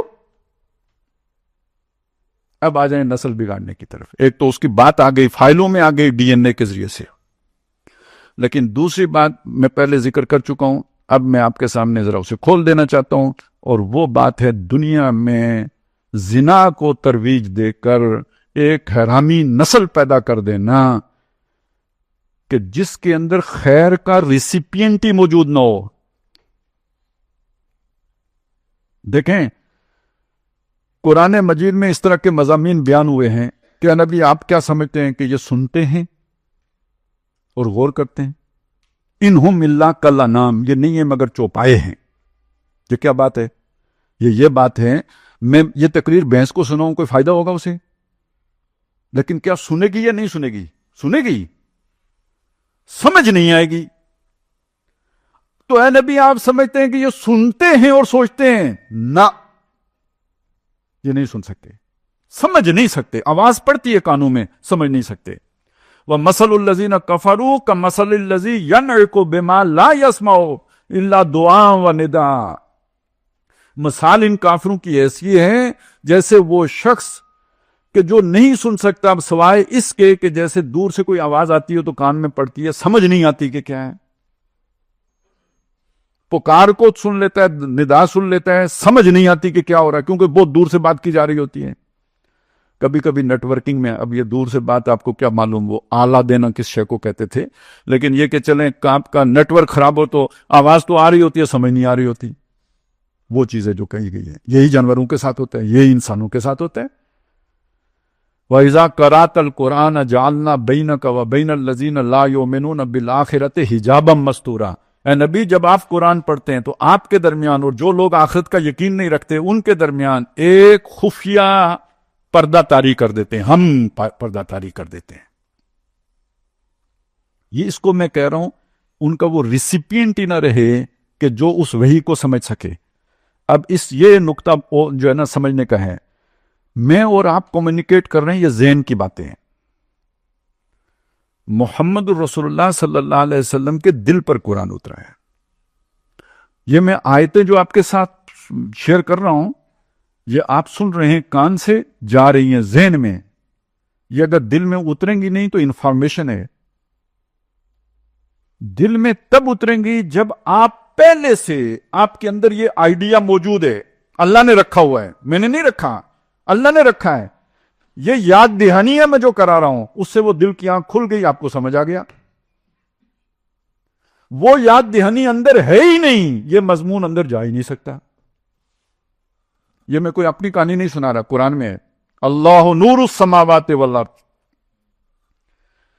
اس کا نتیجہ کیا نکلتا ہے؟ یہ باہر سے نور آ رہا ہے قرآن کی صورت میں، ایک نور اللہ نے اندر بھی رکھا ہے. نورن علی نور، ایک نور اندر ایک نور باہر سے آیا. اس دونوں کے ملنے سے جیسے یہ بلب کی روشنی اور میری آنکھ کی روشنی مل کر چیزیں دکھاتی ہے. آنکھ اگر بجھ جائے بلب جلتا رہے نظر نہیں آئے گا, اور بلب بجھ جائے آنکھ کھلی رہے نظر نہیں آئے گا. تو وہی اور اس دل کے نور کا آپس میں یہ تعلق ہے. یہ دل کی آنکھ اگر یہ زندہ ہوگی تو وہ وہی کو ریسیو کرے گی. اگر یہ مر گئی ہے, پرورت ہو گئی ہے, وہ لفظ جو آیا تھا مسخ کرنا, فطرت مسخ کرنا, اگر یہ مسخ ہو گئی ہے وہ وہی سمجھ میں نہیں آئے گی. یہ ہو گئی پہلی بات. اسی رکوع کے آخر میں ایک بات آئی ہے, او کا ظلمات فی بحر اللجی یغشاہ موج من فوقہ موج من فوقہ سحاب ظلمات بعضها فوق بعض. مثال ان لوگوں کی جو کافر ہوئے, ان کی ایسی ہے کہ جیسے اندھیارے ہوں ایک ایسے سمندر میں جو بہت گہرا ہے, اس کی گہرائی میں وہ اندھیارے ہیں.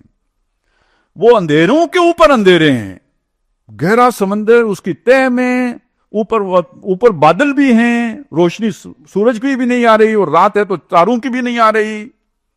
ایک ایبسولوٹ ڈارکنس کا تصور ہے. اس کو وہی کیسے سمجھ آئے گی؟ اتنے پردے توڑ کے وہی اس کے دل میں ہے ہی کچھ نہیں. موبائل ہی نہیں ہے تو سگنل کیسے آئیں گے؟ ریسیپینٹ ہوگا, ریسیور ہوگا تو سگنل کیچ کرے گا, وہ ہے ہی نہیں. وَمَن لَّمْ يَجْعَلِ اللَّهُ لَهُ نُورًا, جس کے لیے اللہ نے اندر, یہ اندر والا میں اپنے پاس سے کہہ رہا ہوں, ترجمے وہ الفاظ میں نہیں ہے, تفسیر سمجھ لیجئے. جس کے اندر اللہ نے نور پر رکھا ہو اس کو وہ باہر والا نور سمجھ میں نہیں آئے گا. وہ آنکھ میں روشنی نہیں تو باہر کی روشنی کیسے کارگر ہوگی؟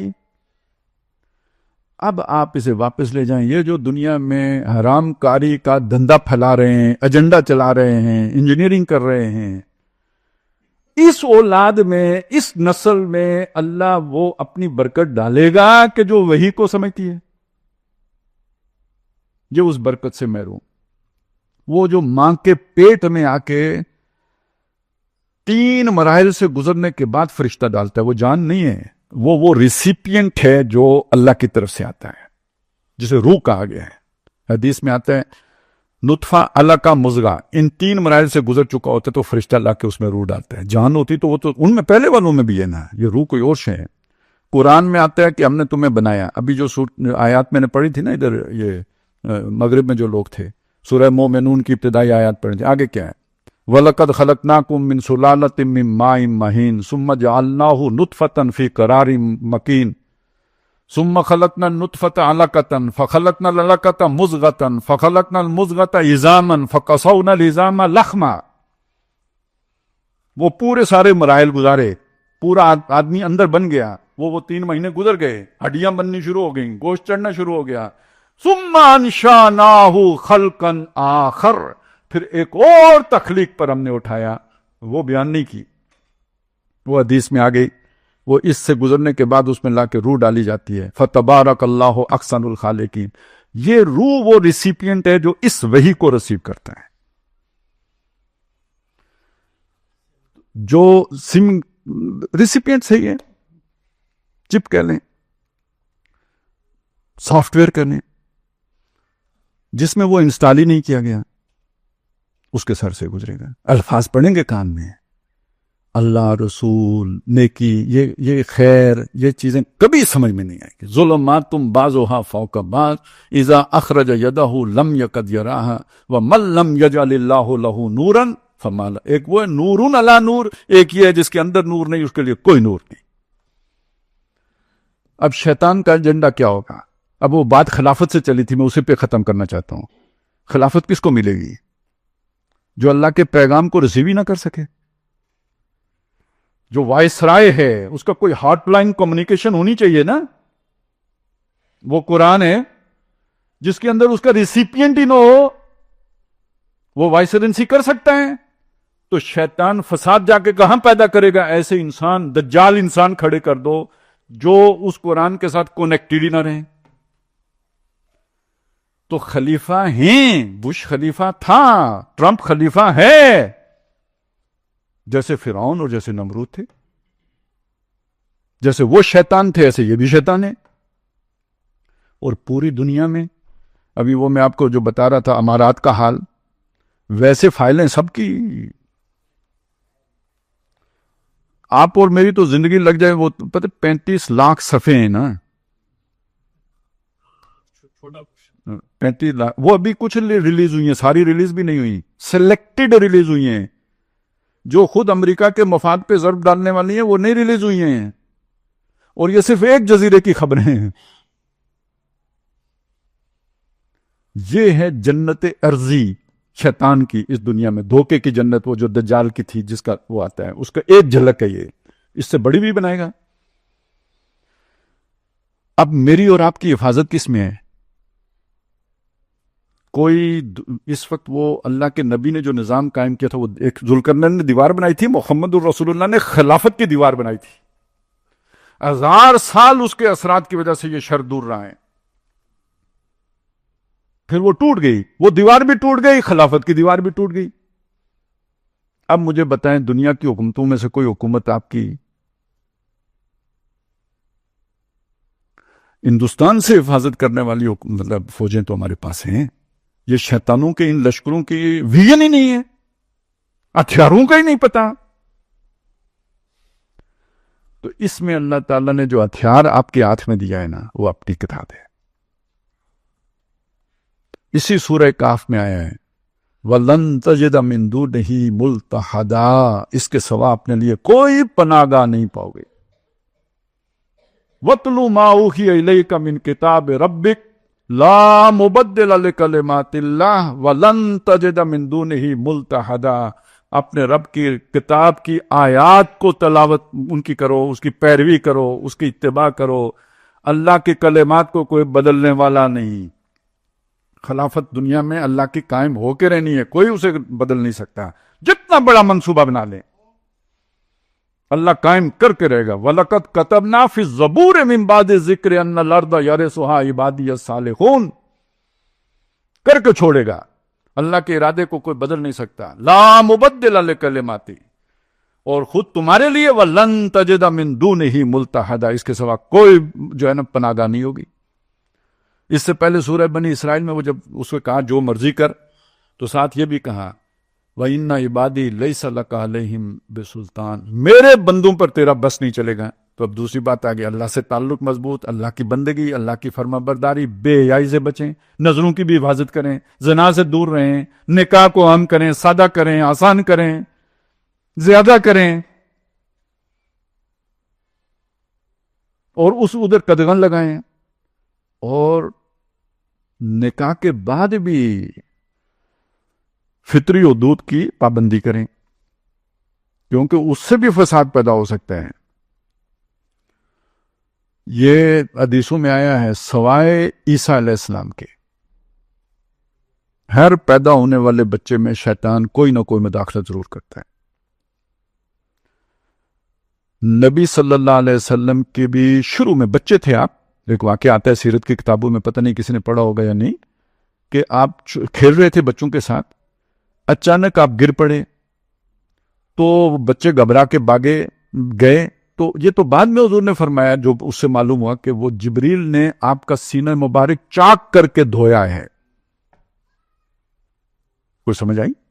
اور دوسری مرتبہ یہ کام کب ہوا ہے؟ جب معراج پہ لے کے جانا تھے۔ یہ چیزیں لوگوں کی سمجھ میں نہیں آتی، یہ کیا ہیں؟ یہ اندر کی پاکی ہے۔ تو وہ نکاح کی ساتھ اللہ نے یہ ساری برکتیں رکھی ہیں، اس کی جو ہے نا پابندی۔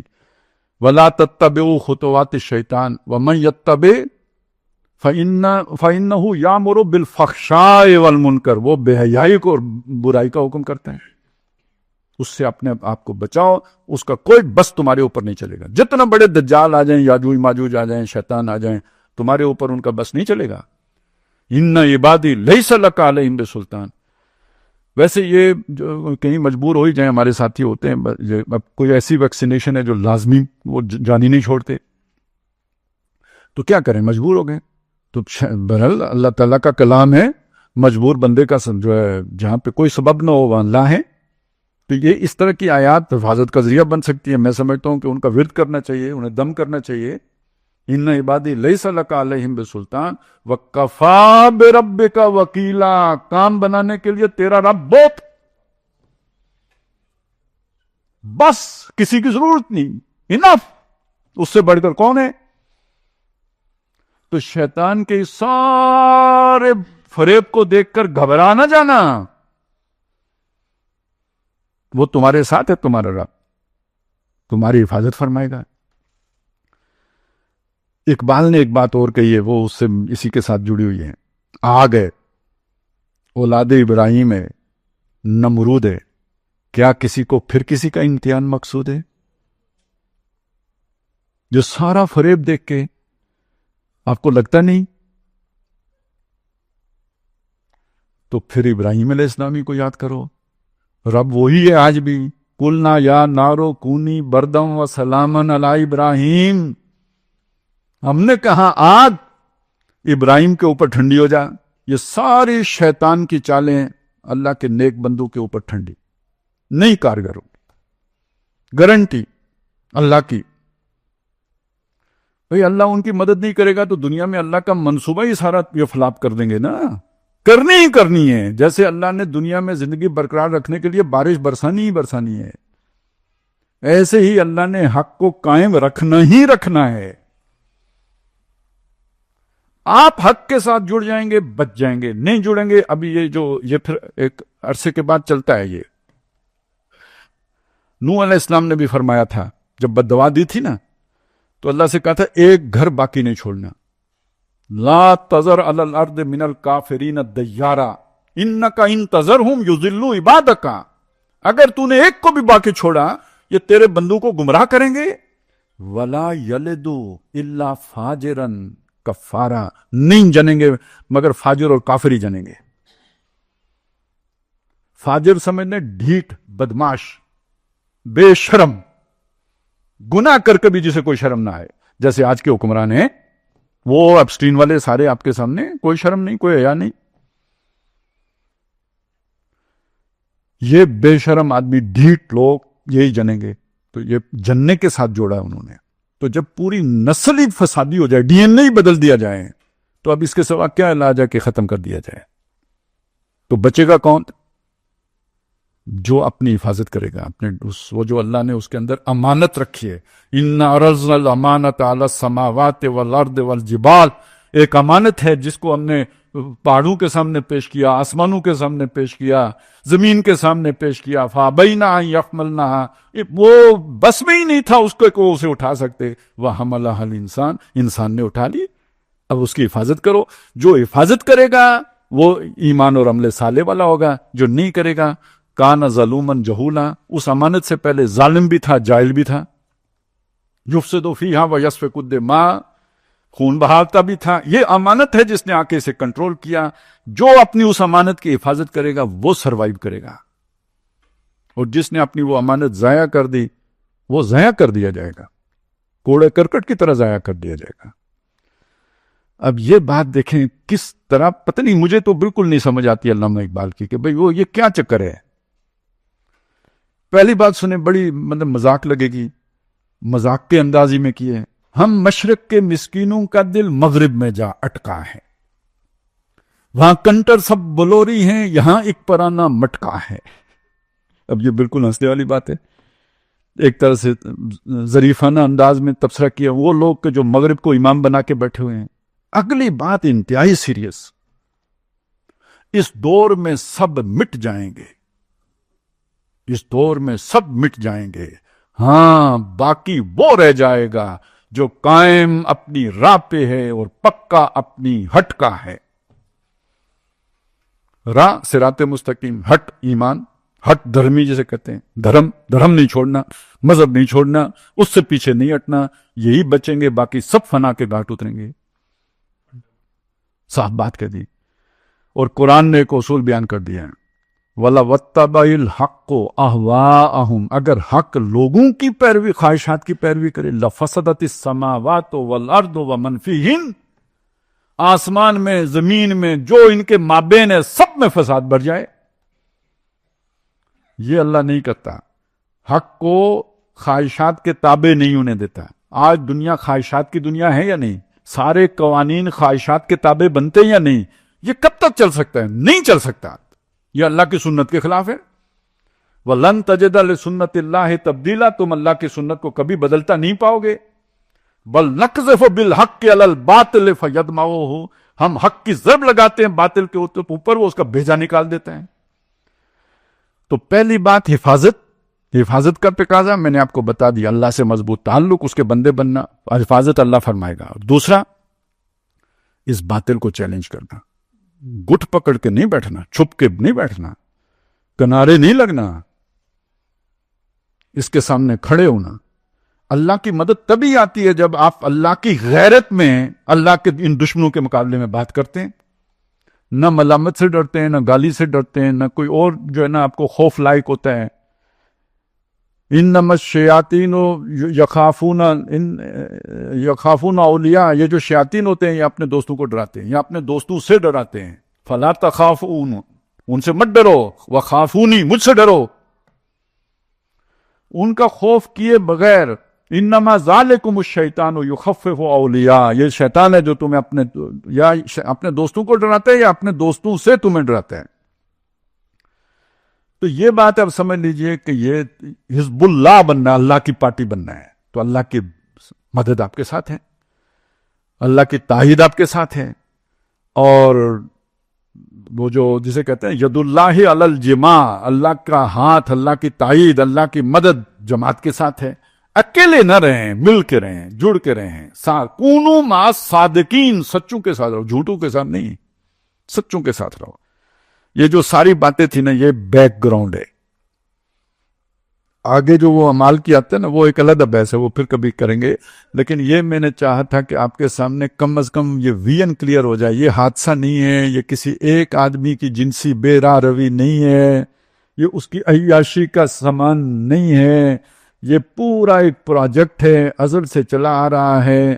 اور اس کے اندر ایک حزب الشیطان ہے، شیطان کی پارٹی ہے، ایک حزب اللہ ہے. حزب اللہ کا مقصد کیا ہونا چاہیے؟ وہ جس مقصد کے لیے اللہ نے انسان کو بنایا ہے، خلافت. اور حزب الشیطان کا مقصد کیا ہے؟ اس کا رستہ روکنا اور فساد کا نظام کھڑا کرنا. تو یہ جو ہے نا سامنے ہو تو یہ سارا کچھ. اب ظاہر ہے ہم اللہ سے تعلق قائم کرنے کے لیے نماز پڑھتے ہیں، روزہ رکھتے ہیں، حج کرتے ہیں، زکوٰۃ دیتے ہیں، تلاوت کرتے ہیں، نیک اعمال کرتے ہیں، یہ جو میں نے ابھی آپ کو سب بتایا. تو جنہوں نے شیطان سے تعلق رکھنا ہے وہ بتوں کو سجدہ کرتے ہیں، شیطان کو سجدہ کرتے ہیں، بال کے آگے بچے جا کے قربان کرتے ہیں، شیطان تب راضی ہوتے ہیں. تو دونوں طرف اعمال ہیں اپنی اپنی جگہ پہ. اور یہ سارا ان اعمال کا مظہر ہے جو دنیا میں ہو رہے ہیں. اور پھر شیطان سے یہ پاور لے کے دنیا میں اقتدار قائم، وہی رستے کھولتے ہیں. اور وہ سمجھتے ہیں کہ یہ چونکہ یہ 400 سال شیطانی کے گزرے ہیں، رات کی مانند تھے، تو اس لیے یہی سمجھا گیا کہ طاقت شیطانی سے ملتی ہے. تو جس نے بھی طاقت چاہیے ہو تو وہ پھر یہ رستہ پکڑتا ہے. کاروبار میں ترقی کرنی، وہ جس نے اپنے 13 سال کی بہن پیش کی ہے وہ کاروبار میں ترقی کرنے کے لیے کی ہے. تو یہ دنیا میں جو پورا ایک نیٹ ورکنگ ہے، پورا ایک نظام ہے جو چل رہا ہے اور چھایا ہوا ہے، پوری طرح چھایا ہوا ہے. لیکن یہ زیادہ عرصہ نہیں رہے گا، بلکہ وہ پھر اقبال کی بات یاد آ گئی، بس اسی پہ ختم کر دوں گا، گھبرائیں مت. آسماں ہوگا سحر کے نور سے آئینہ پوش، یہ رات ہے نا، سحر ہوگی. آسماں ہوگا سحر کے نور سے آئینہ پوش، اور ظلمت رات کی سیما پا ہو جائے گی. پھر دلوں کو یاد آ جائے گا پیغام سجود، دل کنیکشن. پھر دلوں کو یاد آ جائے گا پیغام سجود. پھر جبیں خاک حرم سے آشنا ہو جائے گی. شیطانوں کو سجدے نہیں ہوں گے، رحمان کو سجدہ ہوگا. پھر جبیں خاک حرم سے آشنا ہو جائے گی. آنکھ جو کچھ دیکھتی ہے لب پہ آ سکتا نہیں، میں وہ حیرت ہوں کہ دنیا کیا سے کیا ہو جائے گی. آج بھی یہ سمجھانا مشکل ہے، تو 100 سال پہلے سمجھانا کتنا مشکل تھا. شب گریزاں ہوگی آخر جلوائے خورشید سے، یہ چمن معمور ہوگا نغمہ توحید سے. اللہ تعالی ہمیں ان میں شامل فرمائیں کہ جو اس نغمہ توحید کے لیے تن من دھن لگائیں. بچے اس طرح قربان نہ کریں جیسے لوگ بالوں کے آگے قربان کرتے ہیں، بال جیسے بت کے آگے. لیکن یہ کہ قربانی کا جذبہ اللہ کے لیے تو ہونا چاہیے.